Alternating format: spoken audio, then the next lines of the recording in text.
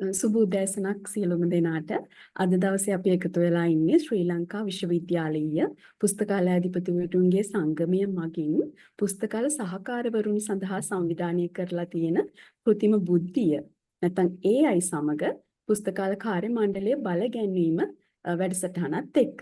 එහිදී අපි බලාපොරොත්තු වෙනවා AI හරහා වැඩි කාර්යක්ෂමතාව සඳහා මෙවලම් කොහොමද භාවිතා කරන්න කියලා අද දවසේ සාකච්ඡා කරන්න. ඉතින් මේ වැඩසටහන සිංහල මාධ්‍යයෙන් සහ දෙමළ මාධ්‍යයෙන් කියන මාධ්‍ය දෙකෙන් පැවැත්වෙනවා. ඔබ මේ සම්බන්ධ වෙලා ඉන්නේ සිංහල මාධ්‍ය වැඩමුළුවත් එක්ක. පළමුව ඔබ සියලුම දෙනා පිළිගැනීම සඳහා ශ්‍රී ලංකා විශ්වවිද්‍යාලයේ පුස්තකාලයාධිපතිවරුන්ගේ සංගමයේ උපසභාපති ශ්‍රී ලංකා භික්ෂු විශ්වවිද්‍යාලයේ පුස්තකාලයාධිපති ආචාර්ය සමන් ඉලංගරත්න මහතාට මම ගෞරවයෙන් ආරාධනා කරනවා පැමිණ සිටින ඔබ සියලුම දෙනාව ආදරයෙන් පිළිගන්නා ලෙසට.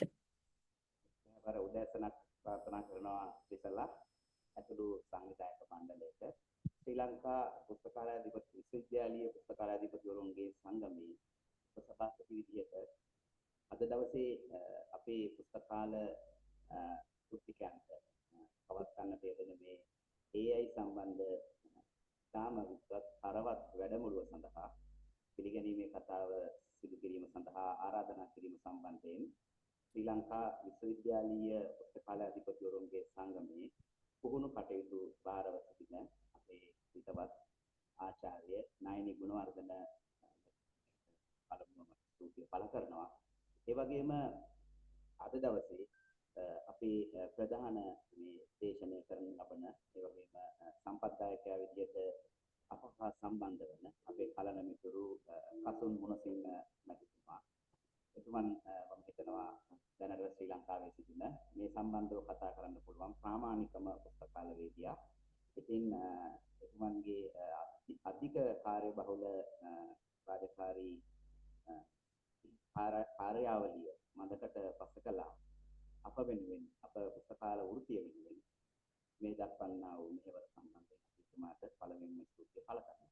ඒ වගේම අද දවසේ මේ වැඩමුළුව සඳහා සහභාගී වන ශ්‍රී ලංකාවේ නන්දස විශ්වවිද්‍යාල තිබෙනවා. ඒ විශ්වවිද්‍යාලවල පුස්තකාලවල සේවය කරනු ලබන පුස්තකාල සහායකවරුන්, ඒ වගේම පුස්තකාල තොරතුරු සහකාරවරුන්, ඒ වගේම සහකාර පුස්තකාලයාධිපතිවරුන් සහ පුස්තකාල වෘත්තියේ යෙදෙන සියලුම දෙනා ශ්‍රී ලංකා විශ්වවිද්‍යාලීය පුස්තකාලයාධිපතිවරුන්ගේ සංගමයේ විදිහට මම ඉතාම ගෞරවයෙන් පරසර පූර්වක පිළිගනු ලබනවා.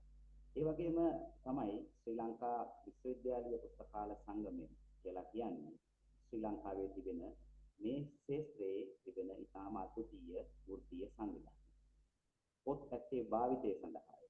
ඒ වගේම සෑම පොතකටම පාඨකයෙක් සිටිය යුතුය. සෑම පාඨකයෙකුටම පොතක් තිබිය යුතුය. සහ පුස්තකාලය වැඩෙන ආයතනයක්. මේ ආදී වශයෙන් අප ඉගෙන ගන්නු ලබන රංගනාදයන් විසින් අපට සම්පා දෙනු ලැබූ පුස්තකාල නීති එලෙසින්ම පිළිගනිමින් ශ්‍රී ලංකාවේ පුස්තකාල වෘත්තිය පමණක් නොව ලෝකීය පුස්තකාල වෘත්තියත් ඉහළ තලයකට ගෙනීම සඳහා අප සංගමයේ දරන ප්‍රයත්නය මම හිතනවා ඔබට දැක බලා ගැනීමට හැකියාව ලැබෙනවා. අප කරන ක්‍රියාවලීන් ඔබ කළොත් සෑම වර්ෂයකම අපි ජාත්‍යන්තර පරිශන සම්මන්ත්‍රණයක් පවත්වනවා. ඒ වගේම මේ සෑම කාලයකම අපි විවිධ වැඩසටහන් පුස්තකාල වෘත්තිය වෙනුවෙන් ගෙනෙනු ලබනවා. ඉතින් අද දවසේ අපි අපේ පරමාර්ථයන් වන අප වෘත්තිකයන් විදිහට පුස්තකාල සේවාවක් ලබා දෙන්නේ නම් එකට ගමනක් යා යුතු කියන අරමුණ අපි ඉතාම පරසරින් යුතුව පිළිගන්න නිසා අප පමණක් මේ ශ්‍රේෂ්ඨය දැනගත්තොත් අප පමණක් මේ ඉගෙන ගත්තොත් ප්‍රමාණවත්යි කියන නිගමනයෙන් බැහැරට ගොස් අපි ඔබත් සමග මේ ගමන යා යුතු කියන කාර්යයේ අරමුණේ මේලී සිටින නිසා ඒ වගේම ඕනෑම පුස්තකාලයක් ගතහොත් ඔබ තමා මේ පුස්තකාලවල ඉදිරි පෙළ නියෝජනය කරනු ලබන්නේ. ඔබ තමා අපගේ පාඨකයන් සමග නිරන්තරයෙන්ම ගැටෙනු ලබන්නේ. එසේනම් අප පිටුපස සිට ඔබව මෙහෙවන පුද්ගලයන් විදියට ඔබ මේ දැනුමින් සන්නද්ධ යුතුයි කියන ඒකායන අරමුණ අපගේ සංගමය අපි පිළිගත් නිසා ඒ වගේම අපගේ ආචාර්ය නායනි ගුණවර්ධන මහත්මිය ඉතාම යොහුසුලුව උත්සුකව ඇයගේ පුහුණු සැලැස්ම මේ වසරේ ඉදිරිපත් කරන අවස්ථාවේදීම ප්‍රකාශ කර සිටියා අප මේ පැරා ප්‍රොෆෙෂනල් අපේ වෘත්තිකයන්ට මොනවා හරි වැඩමුළුවක් පැවැත්විය යුතුයි කියන සම්බන්ධ. ඉතින් ඒ අනුව තමයි අද දවසේ මේ වැඩසටහන මේ ආකාරයට තියත්වන්නේ. සිංහල මාධ්‍යයෙන් මෙන්ම දෙමළ මාධ්‍යනුත් වැඩසටහන සමගාමීව පැවැත්වෙනවා. මේ එකතු වෙලා සිටින කණ්ඩායමේ යම් කෙනෙකුට දෙමළ මාධ්‍යයෙන් මේක සීමට අවශ්‍ය නම් අවබෝධ කර ගැනීමට අවශ්‍ය නම් අපි ආරාධනා කරනවා දෙමළ මාධ්‍ය වැඩසටහන කියලා. ඒ වගේම තමයි අද දවසේ ඊටාම හරසර දේශනයක් පවත්වන්නටයි ඉදිරියට වෙන්නේ. ඊටාම වැදගත් විෂයක් තොරතුරු තාක්ෂණ ඒ වගේම කෘත්‍රිම බුද්ධිය කියන එක දැන් පුස්තකාලවල භාවිතයට ඊටාම විසුළු වෙලා තිබෙනවා. ඉතින් මේ සම්බන්ධයෙන් තිබෙන සියලුම ගැටලු ඔබට අද දවසේ සදා ගන්න පුළුවන් නොවුනත් මම හිතනවා යම් දුරකට අතුන් මුණසිංහ මහත්මයා ඔබලා වෙත යම් ධර්මයක් ලබා දීමට උත්සාහ කරાવી. ඒක නිසා මේ වැඩසටහන අවසන් වනතුරු සංයමයෙන් ඒ වගේම පරීක්ෂාකාරීව ඉවසලිපත්ව ඉඳලා පුළුවන් නම් මේකින් යමක් උකහා ගන්න මම ඉල්ලා සිටිමින් ශ්‍රී ලංකා පුස්තකාලය දුරුන්ගේ සංගමේ උපසභාපති විදියට ඔබෙන් සමුගන්නවා. බොහොම ස්තුතියි.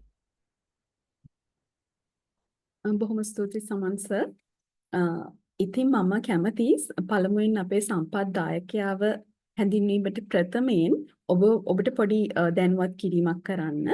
අපි මේ වැඩසටහන පුරාවට අපේ එකතු කරගන්න තොරතුරු සහ ඔබගේ කාර්යක්ෂමතාව කොහොමද ඔබ දියුණු කරගන්නේ කියන එක සම්බන්ධයෙන් පසු විපරමක් කරන්න අපි ක්වෙස්චනියා එකක් නැත්නම් ප්‍රශ්නාවලියක් ඔබට ලබා දෙනවා. ඒක Zoom තාක්ෂණය හරහා මෙහි තියෙන chat එකට ඔබට link එකක් ලබා දෙවි. ඒ link එක ක්ලික් කරලා ඒක fill කිරීමේ හැකියාව ඒක සම්පූර්ණ කිරීමේ හැකියාව ඔබට තියෙනවා. ඒ වගේම ඔබ අපිට ඔබගේ දැනට පාවිච්චි කරන email address එක. එහෙමත් නැත්නම් විද්‍යුත් තැපැල් ලිපිනය අපේ මේ chat එකට පොඩ්ඩක් දාන්න. එතකොට අපිට පුළුවන් ඔබට මේ අවස්ථාවේදී ඒ Google form එක නැත්නම් ප්‍රශ්නාවලිය සම්පූර්ණ කරන්න නොහැකි වුණොත් පසුවට ඔබට ඒ ප්‍රශ්නාවලිය ලබා දීලා ඒක සම්පූර්ණ කරගන්න. ඉතින් අපි වැඩි දුර තවදුරටත් කතා කරන්නේ නැතුව අද දවසේ අපේ වැදගත්ම මාතෘකාව අපේ සම්පත්දායකයා සහ ඔහුගේ කාර්ය. ඉතින් කසුන් මුණසිංහ මහතා පිළිබඳ මම ඊටාම කෙටි හැඳින්වීමක් කරන්නම්. ඔහු කැලණි විශ්වවිද්‍යාලයේ ඔහුගේ ශාස්ත්‍රවේදී ගෞරව උපාධිය ලබා ගන්නවා. ඉන්පසු කැලණි විශ්වවිද්‍යාලයේම පරිගණක මධ්‍යස්ථානයේ ආචාර්යවරයෙකු ලෙස සම්බන්ධ වෙලා ඉන්න ගමන් ඔහු මාලබේ ස්ලිට් ආයතනයේ ඔහුගේ විද්‍යාපති තොරතුරු පද්ධති පිළිබඳ උපාධිය අපි සාමාන්‍ය තේරෙන භාෂාවෙන් කිව්වොත් ඔහුගේ MSc එක information system සම්බන්ධයෙන් ලබා ගන්නවා. ඊට පස්සේ ඔහු කැලණි විශ්වවිද්‍යාලයේ සහකාර පුස්තකාලය අධිපති තනතුරට පත් වෙලා වර්තමානයේත් ඔහු ඒ තනතුරේ ඉන්නේ. ඔහු දර්ශනවේදී උපාධිය දැනට හදාරමින් ඉන්නවා. ඔහු දැනට කැලණි විශ්වවිද්‍යාලයේ ප්‍රධාන පුස්තකාලයේ ඉන්ටරැක්ටිව් මීඩියා යුනිට් එකේ එහෙමත් නැත්නම් අන්තර්මාධ්‍ය ඒකකයේ අංශ ප්‍රධානියා වශයෙන් කටයුතු කරනවා. ඉතින් ඒ කෙටි හැඳින්වීමත් එක්ක මම බොහොම ගෞරවයෙන් ආරාධනා කරනවා අද දවසේ සම්පත්දායකයා වශයෙන් අපිත් එක්ක සම්බන්ධ වෙන කසුන් මුණසිංහ මහතාට අපේ පුස්තකාල කාර්ය මණ්ඩලය දැනුවත් කරන වැඩසටහන ඉස්සරහට කරගෙන යන්න කියලා.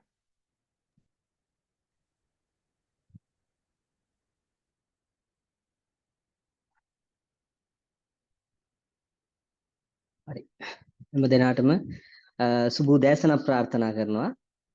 අද අපි මේ පුස්තකාල අපේ සංගමය සූදානම් කරලා තියෙන වැඩමුළුව ඔබ හැම දිනාත් එක්කම අද බෙදා ගන්න හදන්නේ. මම මේ පසුවට සියලු විස්තර මතක් කරන්නම්. අපි අපේ කාල වේලාව ඉතුරු කර ගන්න ඕන හින්දා අපි කෙලින්ම අපේ දේශනාවට යමු.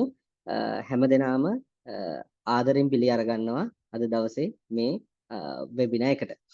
හරි.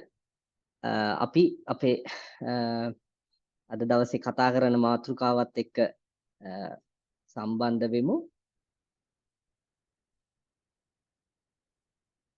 හරි. මම ඔයගොල්ලෝගේ chat එකයි මේ ටික හදා ගන්නවා. තප්පරයක් දෙන්න. හරි. හරි.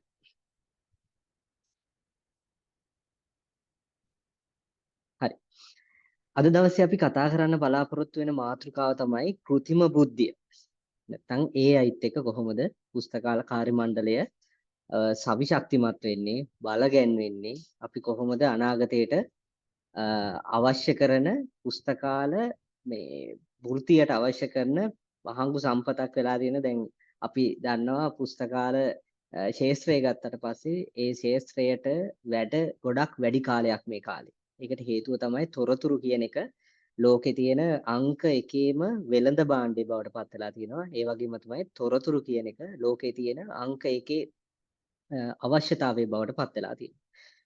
තොරතුරක් කවුරු හරි හොයාගන්නකොට ඒක හොයාගෙන ඉන්නේ පුස්තකාලෙට. ඒක ලෝකෙම හිම තමයි. කොහෙවත් කවුරුත් හොයාගෙන යන්නේ නැහැ වෙන තැනක්. ආයතනයක් විදිහට ගත්තොත්, තැනක් විදිහට ගත්තොත් පුස්තකාලය තමයි ප්‍රධානම තැන, ප්‍රධානම ආයතනය තොරතුරක් හොයාගෙන යන්නේ. හැබැයි ඒක විධිමත්ව ආපු විදිහ අපි කතා කරනවා ඉස්සරහට.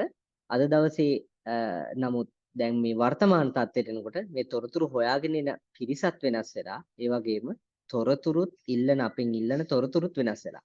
ඒකට ප්‍රධානම හේතුව තමයි මේ තොරතුරු තාක්ෂණයේ ලබාගත් ලොකු විප්ලවීය වෙනස.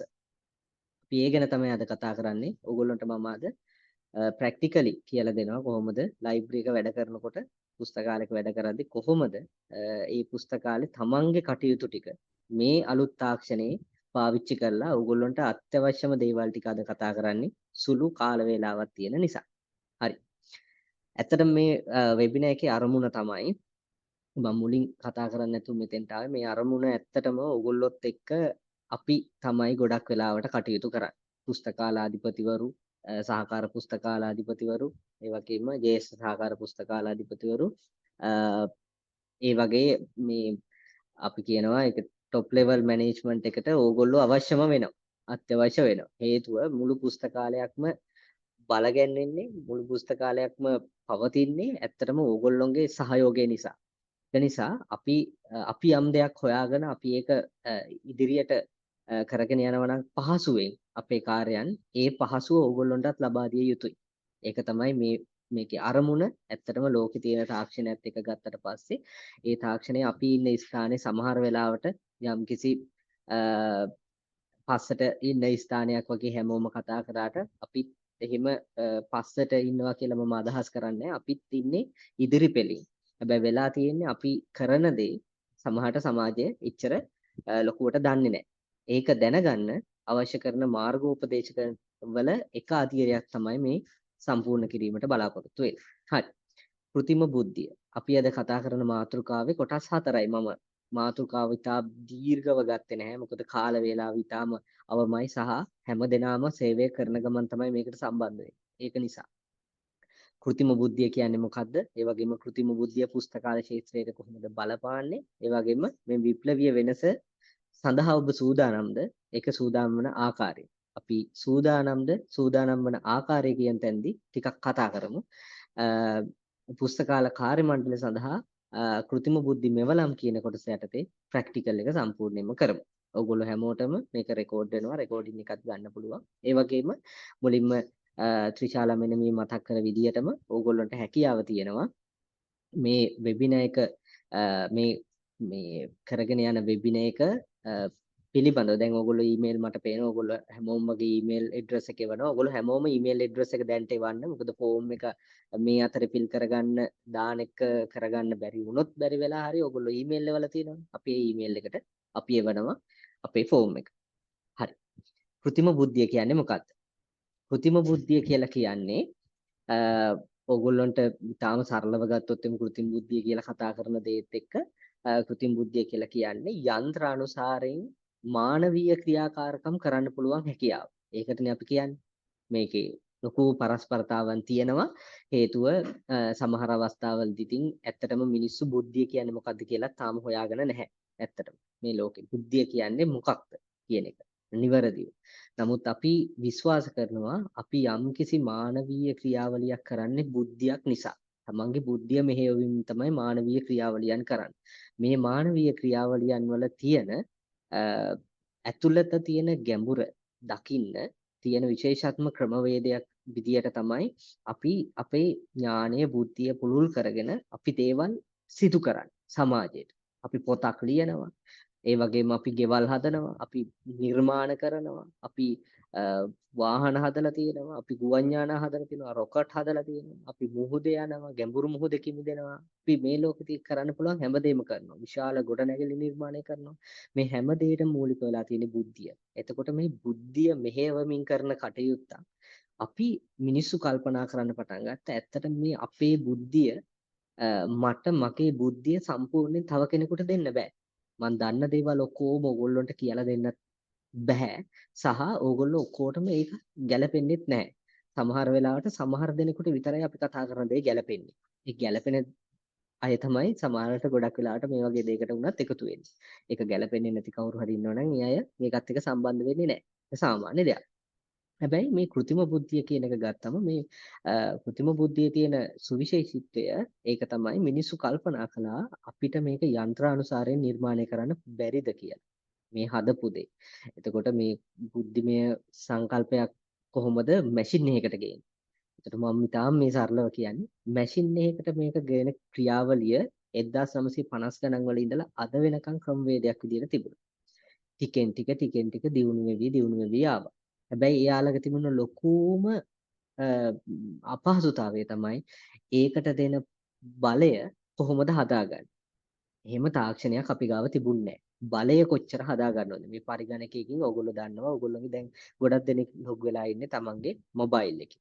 මේ මොබයිල් එකෙන් මේ වෙබින එක අහනකොට ඕගොල්ලන්ට මොබයිල් එකේ තියෙන සෙන්සර්ස් පාවිච්චි කරලා ඕගොල්ලන්ට ස්ක්‍රීන් එක ඕගොල්ලන්ට පේන විදියට හැදිලා තියෙනවා. ඒකේ සවුන්ඩ් එක ඕගොල්ලන්ට ගැලපෙන විදියට ඇහෙනවා. මොකද ඒක මහ විශාලට ඇහෙන්නේ නැහැ. ඒක ගානකට ඇහෙන්නේ. ඕගොල්ලන්ට අඩු වැඩි කරගන්න පුළුවන්, බැලන්ස් කරගන්න පුළුවන්.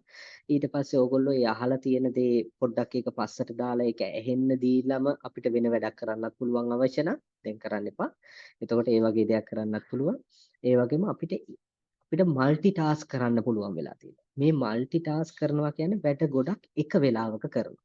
මේ වැඩ ගොඩක් එක වෙලාවක කරන තාක්ෂණය ඇත්තටම કૃතිම බුද්ධියට තිබුණේ නැහැ මීට කලින්. ඒකට හේතුව තමයි අපිට හැකියාවක් තිබුණ නැහැ ඒ කාලේ. අපි ඒකට කියනවා අපේ තියෙන හાર્ඩ්වෙයාර් නැත්තම් අපේ දෘඩාංගවල දියුණුවක් තිබුණේ නැහැ. අපිට මවුස් කීබෝඩ් වගේ තියෙන හાર્ඩ්වෙයාර් තියෙන මේ වගේ දියුණුවක් තිබුණේ නැහැ. නමුත් මේ වගේ දියුණුවක් ලෝකේ එන්න පටන් ගත්තේ මේ වගේ තියෙන බලය එන්න වැඩි වෙන්න පටන් ගත්තා. බොහෝම සීමිත කාලෙකදී මෑත කාලේ 2012 අවුරුද්දේ ඉඳලා 2024 අවුරුද්ද දක්වා තමයි මේ සම්පූර්ණ දීර්ඝ කාලයක් මේ ආපු ගමන් මගේ හැරවුම් ලක්ෂය එන්න පටන් ගත්තා. වේගවත් පරිගණක නිර්මාණය වීමෙන් ඊළඟට මේ මම මේ કૃතිම බුද්ධියක් වැඩ කරන්නේ කොහොමද කියලා දැන් මේක දීර්ඝව කතා කරන්න විස්තර කරන්න යන්නේ නැහැ. ඒකට හේතුව තමයි මේකේ අපි ඕගොල්ලෝ පුහුණු කරන්න හදාගත්ත වෙලාවක් පොඩි වෙලාවක් මේක. ඒ නිසා අපි මේක හඳුන්වා දීම ඕන තැනකින් ඉගෙන ගන්න පුළුවන්. මමත් වෙබිනා ගණනාවක් කරලා තියෙනවා કૃතිම බුද්ධිය හඳුන්වා දීම පිළිබඳවම වෙබිනා එකක් කරලා තියෙනවා. සම්පූර්ණ පැය 3ක ඕගොල්ලොන්ට ඒකත් බලන්න පුළුවන් අවශ්‍ය නම් නැත්නම් YouTube එකේ ඕන තරම් තියෙනවා ඕගොල්ලොන්ට ඉගෙන ගන්න බලන්න අවස්ථාවල් ඕන තරම් තියෙනවා භාෂා ඕනම භාෂාවක. එතකොට අපි පුස්තකාලයක් ගත්තොත් හරි පුස්තකාලය කියන එක අපි පුස්තකාලයක් ගන්න කලින් ආපහු මේකට තියෙන හැකියාවන් ටිකක් බලමු මොනවද තියෙන්නේ කියලා.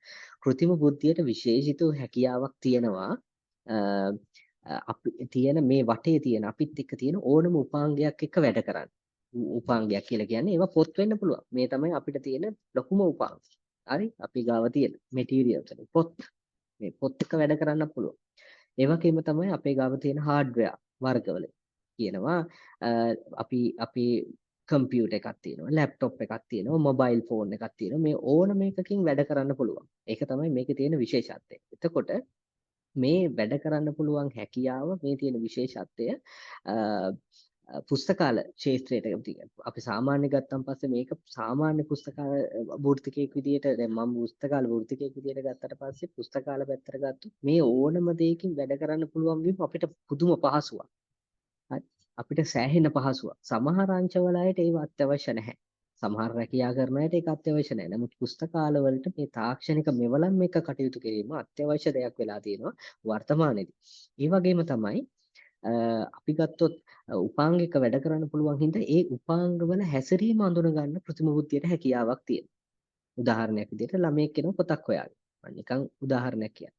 ඒ ළමයා එන පොත එයා දන්නෙත් නැහැ අතන මොකද්ද හොයාගෙන ඉන්න පොත කියලා. එයාට අවශ්‍ය වෙන්නේ කියවන්න පොතක්. එයාට ඇත්තටම කියවන්න ඕන පොත අඳුන ගන්න අපිට කොච්චර වෙලාවක් යනවද? හැබැයි කෘත්‍රිම බුද්ධියකට ඒකට එච්චර වෙලාවක් යන්නේ නැහැ හඳුන ගන්න. මොකද එයා දන්නවා ඒ ළමයාගෙන් අහන්න ඕන ප්‍රශ්න ටික මොකක්ද කියලා අපිට වඩා ගොඩක් හොඳට. මං කියන්නම් ඒකෙත් තියෙන යටිපැත්තත් අපිට වඩා ගොඩක් හොඳට ඒක දැනගන්න පුළුවන් වුණාට හොඳම සජෙෂන් එක දෙන්නේ අපි තමයි. හරි? මොකද ඒකට හේතුව තමයි අපි තමයි අපේ තියෙන පද්ධතියේ තියෙන සියලුම පොත් හැසිරෙන ආකාරය දන්නේ. වැඩිපුරම ළමයික ඉල්ලන පොත දන්නෙත් අපි. අපි මේ තොරතුරු පද්ධතියකට AI එකකට නැත්නම් ලයිබ්‍රරි මැනේජ්මන්ට් සිස්ටම් එකකට ඔයගොල්ලෝ දන්නවා කොහා කියන්නේ ලයිබ්‍රරි මැනේජ්මන්ට් සිස්ටම් එකක්.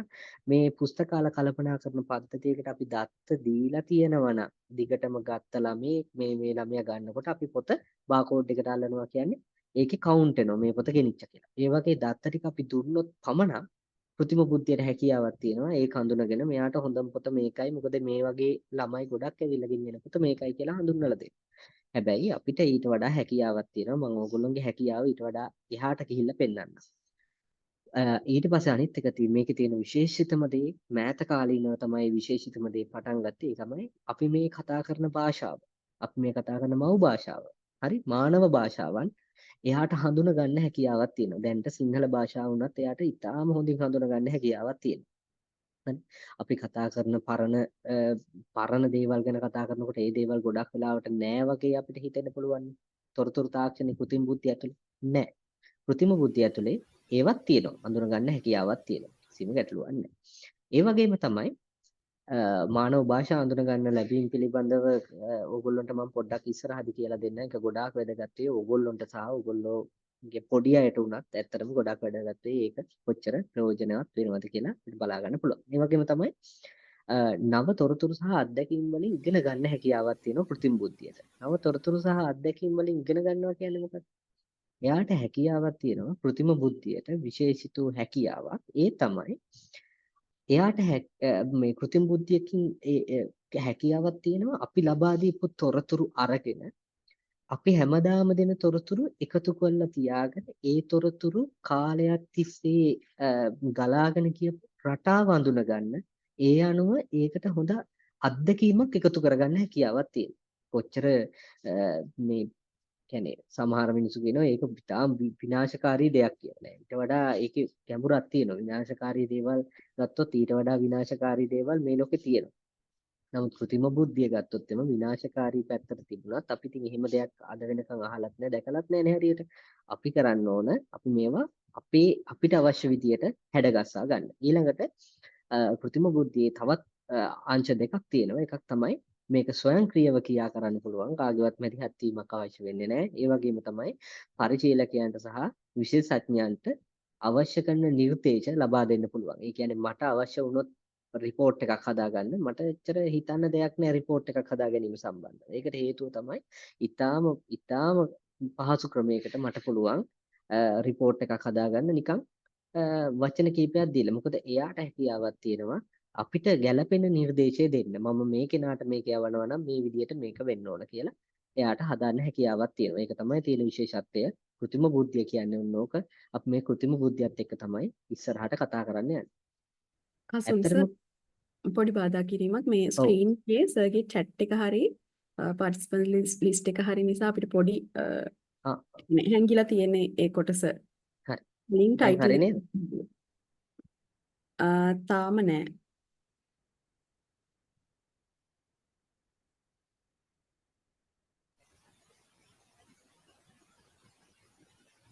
දැන් නම් හරියන්න ඕන.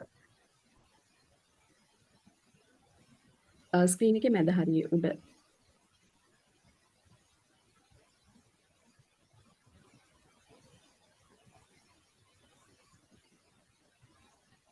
දැන් හරිද? දැන් ඒකේ size එක ටිකක් ලොකු වුණා. කමන්නේ අපි එහෙමත් දිගට කරගෙන යමු. මොකද title එක කලින් නැකිලා තිබ්බේ. දැන් හරිද? තාමත් තියෙනවා එක. It's working. දැන් හරි මම හිතන්නේ නේ? දැන් හරි. හරි සර්. හරි. thank you. එතකොට කෘත්‍රිම බුද්ධිය මේ වන විට ඕගොල්ලෝ භාවිතා කරනවද? ඒක අපිට ඉතාල වැදගත් ප්‍රශ්නයක්. මොකද කෘත්‍රිම බුද්ධිය මේ වෙනකොට භාවිතා කරනවද කියලා අපි දන්නවනම් අපි දන්නවා මෙන්න මේ දේවල් වල භාවිතා වෙලා තියෙන කෘත්‍රිම බුද්ධිය කියලා. උදාහරණයක් විදිහට අපි මම මේ උදාහරණ කීපයක් දාලා තියෙනවා. එකක් තමයි ඕගොල්ලෝ දන්නවා ඇති YouTube එකට ගිහිල්ලා ඉතාලම සරලව ගත්තොත් YouTube එකට ගිහිල්ලා අපි මොකක් හරි සර්ච් කරාට පස්සේ ඒ සර්ච් කරපු දේ නිතර අපිට ආපහු එනව නේද බලන්න. ඒක කෘත්‍රිම බුද්ධියේ තියෙන සුවිශේෂ හැකියාවක්. ගොඩක් කලින් පටන් ගත් එකක්. දැනුත් ඒක තියෙනවා. හරි? ඒකෙන් වෙලා තියෙන්නේ අපි තාක්ෂණික ලොකු දේවල් ගැන කතා කරන්නේ නැතුව ඉතාලම සරලව කිව්වොත් අපිට ගැළපෙන දේ අපිට සජෙස්ට් කරනවා. හරි අපි බලන්න කැමති දේවල් අපිට සජෙස්ට් කරලා දෙනවා. ඒක ඉතින් ඊටාම හොඳ ඔප්ෂන් එකක්. සමහර අය කියන එක හරි කරදරයක් කියලා. නමුත් ඒක සමහර විට හොඳ ඔප්ෂන් එකක්.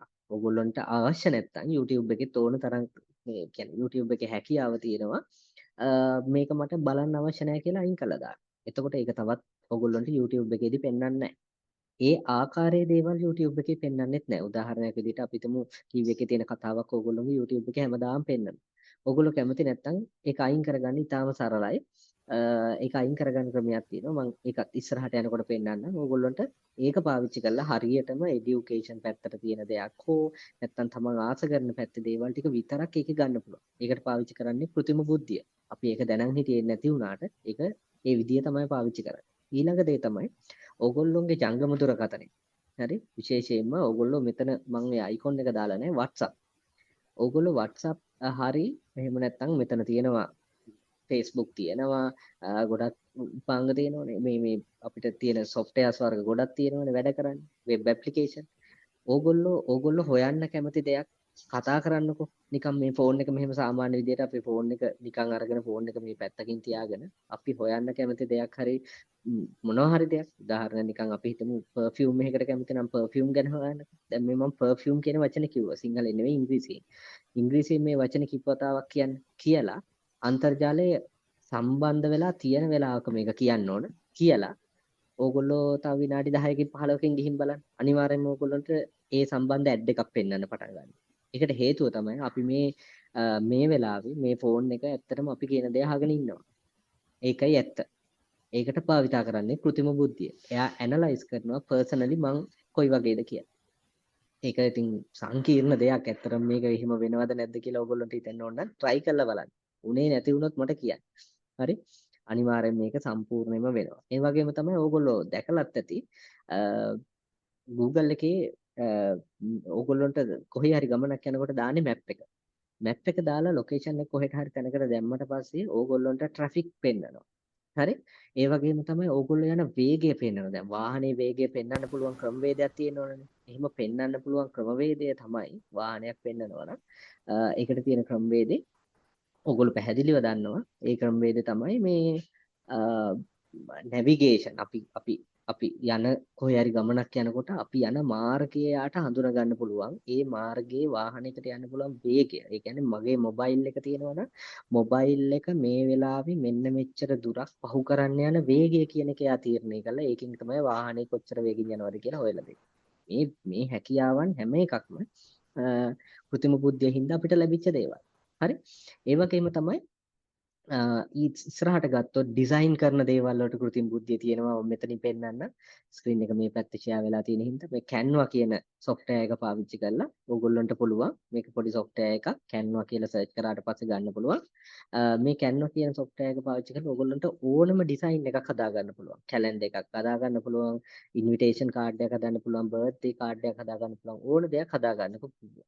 ඒ වගේ මේක print කරගන්න ඕන පාසුකම් ටික ඔක්කොමත් ඒකේ තියෙනවා. download කරගෙන print කරන්න පුළුවන් විදිහ. එතකොට මේකේ තියෙනවා special features. මේ වගේ අපි කතා කරන දේ මේ background එකේම අයින් කරලා දෙනවා. අපිට ඒව කරන්න බැරි දේවල් නෙවෙයි. ඉතාලම සරලව කරලා දෙනවා. හරි? ඒ වගේ දේවල්. ඒවා කරන්නේ කෘත්‍රිම බුද්ධිය පාවිච්චි කරලා. ඊමේල් වල ඕගොල්ලෝ ඊමේල් එකක් යවනවා නම් ඊමේල් එකේ යටින් පෙන්නනෝ නේද? එයා එවපු ඊමේල් එකට reply එකක් ඉතාලම කෙටියෙන් පෙන්නනවා. noted thank you ඒ වගේ දේවල්. සහ අපි ටයිප් කරගෙන යද්දී ඊමේල් එක දිගට පෙන්නනවා නේද මේ ඉතුරු ටික ෆිල් කරන්න කියලා. ඒකට පාවිච්චි කරන්නෙත් එයා suggestions පාවිච්චි කරන්නේ. සජෙස් කරනවා අපිට මේක හොඳයි කියලා. ඒ suggestions භාවිතා කරන්නේ කෘත්‍රිම බුද්ධිය හින්දා. එහෙම ගත්තොත් අපිට භාණ්ඩ විකුණන්න මේවා එකකට එකක් ඉන්ටර්කනෙක්ටඩ් වෙලා තියෙන භාණ්ඩ විකුණන්න ඔය හැමදේම අපිට එනවා. ඕගොල්ලෝගේ බැරි වෙලා හරි මොබයිල් එකේ TikTok තියෙනවා නම් TikTok කියන සෝෂල් මීඩියා එක තියෙනවා නම් ඕගොල්ලෝ කතා කරපු දේවල් වල මොනවා හරි දැන් perfume කියලා මම කිව්වා TikTok එකට ගිහින් බලන්න ඕගොල්ලන්ට වීඩියෝස් පෙන්වන්න පටන් ගන්නවා perfume. ඒකට දැන්ට මේ තාක්ෂණය මේ තරම් දුරට ඇවිත් තියෙනවා. වාහන ගැනත් ඕගොල්ලෝ දන්නවා වාහනවල තියෙන sensors වගේ දේවල් පාවිච්චි කරන්නත් අනිත් එක වාහනවල trouble shoot ගොඩක් හදන්නත් මේ පාවිච්චි කරනවා කෘත්‍රිම බුද්ධිය. AI assistant එක කතා කරන්න පුළුවන් අපිට ඕන වෙලාවක ඒව ගැන අපි ඉස්සරහටත් කතා කරමු. හරි. දැන් ඕගොල්ලෝ නිකම්ම කෘත්‍රිම බුද්ධිය දන්නේ නැහැ කියලා වගේ හිතන්න එපා. අන්තිමට කියන්න ඕන ඕගොල්ලෝගේ මොබයිල් ෆෝන් එකේ තියෙනවා කැමරාවක්. මේ කැමරාවෙන් ඕගොල්ලෝ ඉස්සර දැකපු ඉතාම හොඳ කැමරා ෆෝන් එකක තියෙන ෆෝන් එක නෙමෙයි ඉතාම හොඳ කැමරාවක තියෙන වගේ ලස්සන ෆොටෝස් ගන්න පුළුවන් හැකියාවක් තියෙනවා. ඒකට හේතු වෙලා තියෙන්නේ කෘත්‍රිම බුද්ධිය මේ ෆෝන් එකට ඇවිල්ලා තියෙනවා. හරි? ඒ හින්දා තමයි අපිට කෘත්‍රිම බුද්ධියෙන් ඒක ලස්සන කරලා හදලා දෙන්නේ. ඒකෙන් ගොඩාක් රස්සාවලුත් නැති වෙලා තියෙනවා ඇත්තට මේ වෙනකොට.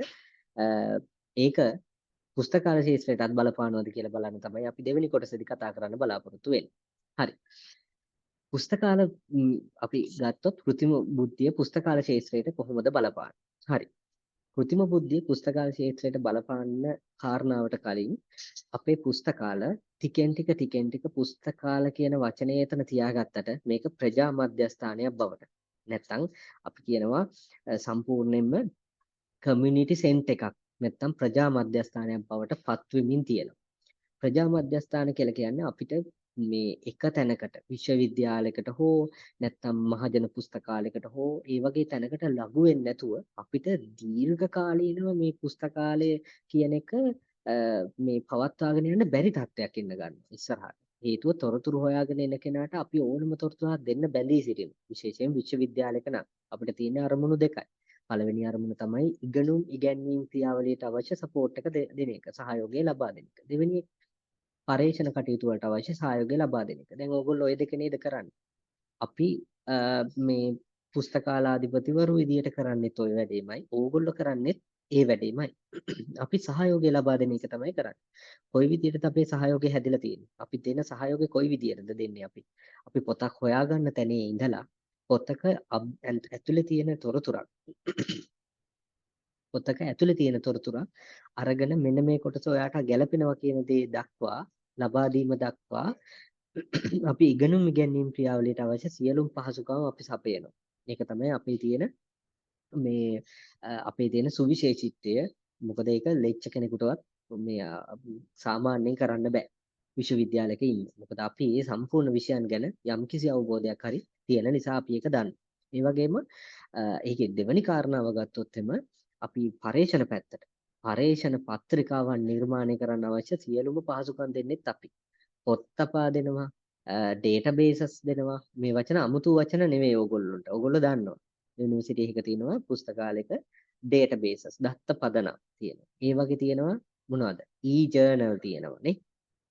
ඒ වගේම තමයි e-සංගරාය කියන්නේ. e-book තියෙනවා. ඉලෙක්ට්‍රොනික පොත් තියෙනවා. ඉතින් මේ හැම සම්පතක්ම අපි තමයි පාලනය කරන්නේ. ඒකින්ද හැමෝටම අවශ්‍ය දේ ලබා දෙන්න අපිට හැකියාව තියෙනවා. සහ අපිට දැන් තියෙන්න ඕන විශේෂිත හැකියාවන් ටිකක් තියෙනවා. ඒ හැකියාවන් ඉස්සරහට අපි කතා කරමු මොන වගේ හැකියාවන් ටිකක්ද එන්න ඕන කියලා. එතකොට කෘත්‍රිම බුද්ධිය භාවිතා කරලා මොන වගේ ප්‍රතිලාභ ටිකක්ද ඒකෙන් අපිට ලබා ගන්න පුළුවන් කියන එකත් අපි කතා කරමු. ඉස්සෙල්ලම අපි කතා කරොත් ඔය කාර්මික විප්ලවයෙන් පස්සේ අලුත් තාක්ෂණයක් නිර්මාණය වුණා. ඒ තාක්ෂණයෙන් පස්සේ ඒක මාරු වුණා ඩිජිටල් උපාංග වලට. මේ ජංගම දුරකථනය මේ ලෝකෙට ඇත්තටම ටච් ස්ක්‍රීන් එකක් එක්ක මොබයිල් එකක් ආපු එකෙන් තමයි මේ ලෝකේ සෑහෙන වෙනසක් මේ වෙනකොට සිද්ධ වෙලා තියෙන්නේ. ඕගොල්ලෝ හොඳට හොයලා බලන්න, හිතලා බලන්න එහෙම නෙවෙයිද කියලා. මේක ඇඟිලි තුඩු මං කියන්නේ තොරතුරු සහ ඔබ අතර ඇත්තේ ඇඟිලි තුඩු අතර දුරක් පමණි කියලා මම දාලා තියෙන ඒකයි. ඕගොල්ලන්ට ඕනෑම තොරතුරක් හොයාගන්න මේ ෆෝන් එක ගන්න පුළුවන්. අපි කාගෙන් හරි විස්තරයක් අහනකොටම ඕගොල්ලන්ගේ අත ෆෝන් එකට යන්නේ නැද්ද? ඒක තාම සාමාන්‍ය දෙයක්. ඒක නරක දෙයක් කියලා මම කියන්නේ නැහැ. එහෙම දෙයක් නැහැ. තාක්ෂණෙත් එක්ක අපි ඉන්න ඕනනේ. ඊටාම සාමාන්‍ය දෙයක්. ඒකට මුකුත් වෙන්නේ නැහැ. ඒක ඊටාම සාමාන්‍යයෙන් අපි මේ දකින්න දෙයක්, ඇත්ත දෙයක්, වෙන දෙයක්. හරි. ඊළඟ දේ තමයි අපි ගත්තොත් එම මේකේ විශේෂත්වයක් ආවේ සමාජ මාධ්‍ය විල තින මේ සමාජ මාධ්‍ය කියන ඒවා හදලා තියෙන්නේ කොහොමද? ඔයගොල්ලෝ දන්නවනේ. සමාජ මාධ්‍ය හදලා තියෙන්නම තමන්ගේ ඇඟිලි තුඩින් එහෙට මෙහෙට කරන්නේ. මෙහෙම උඩට යන්න නේද මේ හදලා තියෙන්නේ හැමතිස්සෙම. අපිට ඒක අපහසු ආකාරයට මෙහෙට මෙහෙට කරන්න හදලා තියෙනවද? එහෙම නැහැ. අපිට මේක උඩට යවන්න පුළුවන්. සමහර ෆෝන් වල ඔයගොල්ලෝ දන්නවා මේ සමහර ආයතන වල iPhone එක වගේ ගත්තොත් එම උඩට එහෙම බලන්න ඕනත් නැහැ. එහෙම උඩට අතින් යවන්න ඕනත් නැහැ. සාමාන්‍යයෙන් තමන්ගේ අත පාවිච්චි කරලා මෙහෙම උඩට යන්න කියලා කිව්වම උඩට යන්න විදියට හදා ගන්නත් පුළුවන්. ඉතින් ඒ තරම් සරල වෙලා තියෙනවා. ඒකට මේක ඇඟිලි තුඩක් තියන්නත් අවශ්‍ය නැහැ. එහෙම බැලුවොත්. ඒකට ඇඟිලි තුඩක් තියලා ඒ ඇඟිලි තුඩින් ඕනම තොරතුරක් හොයාගන්න පුළුවන් තරම් තොරතුරු කියන එක මේ ඉතා විශාල ලෙස වර්ධනය වෙලා තියෙනවා මේ ලෝකේ. එතකොට මේ තොරතුරු වල වර්ධනය කියන්නේ අපිට වැඩි වෙනවා කියන එක තමයි ඒකේ අදහස. තොරතුරු වල මේ දීර්ඝ කාලින තොරතුරු වල තියෙන සුවිශේෂීත්වය වර්ධනය කියන එක අපිට වැඩි වෙන දෙයක්. ඒක තමයි අපි පැවැත්මක් තීරණය කරලා තියෙන්නේ. ඊළඟට සමාජ බලපෑම හේතුවෙන් මේ වේගෙන් වෙන පාඨකයන්ගේ අවශ්‍යතාවයන් තමයි ඊළඟ දේ. දැන් අපි පාඨකයෝ ඉස්සර හොයාගෙන එන දේ නෙවෙයි දැන් හොයාගෙන එන්නේ. ගොඩක් දෙනෙක් ඒක කියනවා. මොකද ඉස්සර හොයාගෙන ආපු තොරතුරු වලට වඩා දැන් එයාලා පුළුල් තොරතුරු ප්‍රමාණයක් හොයාගෙන එනවා. එතකොට මේ පුළුල් තොරතුරු ප්‍රමාණයට ඇක්සස් කරන්න පුළුවන්. ඒකට ප්‍රවේශ වෙන්න පුළුවන් හැකියාව අපේ ගාව තියෙනවා. ඒක ඉතා විශේෂ දෙයක්. ඒ වගේම තමයි වෙනස් වෙන පරිශීලක අවශ්‍යතාවයන් ප්‍රජා සම්මධ්‍යස්ථාන වලින් විසඳන්න පුළුවන්. හරි විසඳිය යුතුයි. අපි සාමාන්‍ය. ඒ කියන්නේ අපි පුස්තකාලයක් ගත්තන් පස්සේ අපි ඕනම කෙනෙක් ඉල්ලන ඕනම තොරතුරක් ලබා දීම සඳහා බැඳිලා ඉන්නවා. එතකොට පුස්තකාල මතක තියාගන්න කාලෙන් කාලට පුස්තකාල වෙනස් වුණා. ඉස්සරම පුස්තකාල තිබුණේ බලන්න විතරයි. ඒක ඇතුලේ ගිහිල්ලා සමහර පොත් අපිට අල්ලන්නවත් දෙන්නේ නැත්තරම් අපිට කියන්නේ අපි නෙවෙයි ගොඩාක් කලකට කලින් මම මේ කියන්නේ මේ සතවර්ෂ ගානකට කලින් වුණත් පොත් පාවිච්චි කළා පුස්තකාල තිබුණා. හැබැයි සමහර පොත් අපිට බලන්නවත් ලබා දුන්නේ නැහැ. ඒ කාලේ කිසිම කෙනෙකුට බලන් දුන්නේ නැහැ. ඒක කියවන්න ඕන කෙනාට විතරයි දුන්නේ. එහෙම. ඒක ටිකෙන් ටික වෙනස් වුණා. හැමෝටම පොතක්. අපිට මේ ආරම්භයේදීම අපේ පුස්තකාලාධිපතිතුමා මතක් කළා මේ සමන් ළඟරත්න මහත්මයා මතක් කළා ඔයගොල්ලන්ට පුස්තකාලය කියන දිනෙන් දින දියුණු වන ආයතනයක්. ඒ වගේම හැම පොතකටම සෑම පාඨකයටම පොතක්. ඉතින් ඒ සංකල්පය ආවා පහුවෙලා. එතකොට දැන් අපිට එහෙම නැති වුණොත් පැවැත්මක් නැහැ. ඒ වගේම තමයි ප්‍රජාව පුස්තකාලය ප්‍රතික්ෂේප කරන්න පටන් ගන්නවා මෙහෙම නොවුනොත්. එතකොට පුස්තකාලද සාමාන්‍යයෙන් පොත් තබන්නේ නිකම් පොතක් අපි දන්නවා පොත් ගෙනහිල්ලා රාක්කගත කරන කෙනාගේ ඉඳලා එහෙම ඉඳලා අපි වෙනස් වෙන්න ඕන human search engine නැත්නම් මානව සෙවුම් යන්ත්‍රයක් විදියට වෙනස් වෙන්න ඕන. ඒක තමයි අපේ අරමුණ මේ වගේ විබින කරන්නෙත් ඒකට මානවීය වශයෙන් සර්ච් එන්ජින් එකක්. ඕනම තොරතුරක් කිව්වම දැන් මම මේ නිතර කියන දෙයක් කිසිම කෙනෙක් අවශ්‍ය කරන තොරතුරු හරියටම දැනගන්න ඕන නැහැ. ඒ වරස්කන්ධේ උස කොච්චරද කියලා ඇහුවට මට නම් මතක නැහැ. මට ඒක මතක තියාගන්න අවශ්‍යත් නැහැ. මොකද ඒක මතක තියාගෙන මට ලබා ගන්න පුළුවන් දෙයට වඩා මට මතක තියාගන්න අවශ්‍ය වෙන්නේ ඒ තොරතුරු හරියටම හොයාගන්න පුළුවන් කොතනින්ද කියන එක විතරයි. එතකොට අපි දැනගන්න ඕනේ ඒක විතරයි. එතකොට අපි දැන් මේක ඇත්තටම අපි ඕගොල්ලෝ ඔක්කොම බලගැන්වෙන්න ඕන දෙයක්. මොකද්ද තොරතුරු හරියට යන්නේ කොහෙන්ද කොතනින්ද හරිම තොරතුරක් හොයාගන්නේ කියන එක. හරි. අපි ඊළඟට මෙතෙන්ට කෘත්‍රිම බුද්ධියෙන් හම්බෙන ප්‍රතිලාභ කීපයක් තියෙනවා. එකක් තමයි ස්වයංක්‍රීයකරණය පහසු වෙනවා. දැන් පුස්තකාලයක් ගත්තොත් එම අපි දන්නවා ඔටෝමේට් කරන්න ගියාට පස්සේ සිස්ටම් එකක් දාලා අපි සිස්ටම් වලට තියෙන බාකෝඩ් රීඩර්ස් ඔය හැම දෙයක්ම අරගෙන ඉවර වෙලා ඔය තාක්ෂණිකව කරගෙන යනවා. මේ තාක්ෂණික ක්‍රියාවලිය ඊටාම පහසු කරගන්න හැකියාවක් තියෙනවා. උදාහරණයක් විදිහට අපි ගත්තොත් ස්ටොක් වෙරිෆිකේෂන් කියන එක. ස්ටොක් වෙරිෆිකේෂන් කරගන්න AI පාවිච්චි කරන්න පුළුවන්. තව අවුරුද්දක් දෙකක් විතර යනකොට ඒ ටෙක්නොලොජි එකේ ඒ කියන්නේ ඒක ඇත්තටම දැන්ටත් නම් ඒක ටෙස්ට් කරගන්න ක්‍රමවේදයක් නැතුව ඉන්නේ තාම ටෙස්ට් කරගන්න ක්‍රමවේදයක් මට හම්බුණු ගමන්ම ඇත්තටම විශ්වාස කරන්න එහෙම දෙයක් හදන්න පුළුවන්. මොකද එහෙම බැරි නෑ මේ වෙනකොටත් අපි දේවල් ඒවට සකස් කරලා තියෙනවා. අද ඕගොල්ලන්ට ඒවා කියලාත් දෙනවා. ස්වයංක්‍රීයකරණය කියන දේ තියෙන සම්පූර්ණ concept එක අපිට AI වලින් කරන්න පුළුවන්. ඒකෙන් අදහස් කරන්නේ කොහා කියන එක නැති වෙනවා කියලා. කොහා ඇතුළට AI තුත් එනවා. එතකොට කෙනෙකුට දැන්ට අපි කරන්නේ අපි හදලා තියෙන ඔටෝමේට් රිමයින්ඩ් එකක්. අපි ඊට වඩා ඒක දියුණු කරනවා. ඒ වගේ ගොඩක් දේවල්. කෙනෙකුට සජෙස්ට් කරනවා පොත් ගියාට පස්සේ කෙනෙකුට පෙන්නන මගේ account එකෙන් ලොග් වුණාම මට පෙන්නනවා අලුත් පොතක්. අලුත් දැනුත් පෙන්නනවා අලුත් පොත් ආවා කියලා. නෑ මටම ගැලපෙන පොත් ආවද නැද්ද කියලා පෙන්නනවා. සහ ලෝකේ තියෙන හොඳම පොත් ටිකක් පෙන්නනවා මට මේවා කියවන්න කියලා. ඒ වගේම මට ඒවා අතරින් තියෙන පහසුකම් ටික පෙන්නනවා. ඒකෙන් මට දියුණු කරගන්න පුළුවන් දේවල් මොනවද කියලා පෙන්නනවා. මගේ කුසලතාවන් මොන මට්ටමේද දැන් තියෙන්නේ ඉස්සරහට යන්න පුළුවන් කොහොමද කියලාත් ඒකෙන් පෙන්නනවා. මේ හැම දෙයක්ම කරන්න හැකියාව ඒකට තියෙනවා. ඒ වගේම තමයි මානවීය දෝෂ අඩු කරන. මානව දෝෂ කියන්නේ ඔයගොල්ලෝ දන්න හියුමන් එරර්ස් ගොඩක් තියෙනවා. අපි ලයිබ්‍රරි සිස්ටම් එකට පොත්වල data enter කරනකොට අපිට වැරදුනොත් වැරදුනාම තමයි. කවුරු හරි දෙවෙනි කෙනෙක් ඒක රීචෙක් කරාම තමයි අහුවෙන්නේ. ඒක මානව වැරද්දක්. නමුත් අද මම ඕගොල්ලන්ට ඒවා පෙන්නනවා. එහෙම වැරද්දක් එයා වැරදි නොකර එහෙම කරන්නේ කොහොමද කියන එකත් පෙන්නනවා. සහ එහෙම ඕගොල්ලන්ටත් සපෝට් එකක් හම්බෙන විදිහේ වැඩපිළිවෙලකුත් ඕගොල්ලන්ට පෙන්නනවා කොහොමද මේ මානව දෝෂ අඩු කරගෙන වැඩේ කරගන්නේ කියලා. ඒ වගේම තමයි කලින් නම් අපිට අපි දන්නවා පුනරාවර්තන කාර්යයන් මේ ඉවත් කරන්න හැකියාවක් තියෙන. උදාහරණයක් විදිහට අපි දන්නවා ඕනම ආයතනයක් පවතින හරි බිස්නස් එකක් පවතින හරි land, labor, capital කියලා තුනක් තියෙනවා. එකක් බිමක් තියෙන්න ඕන.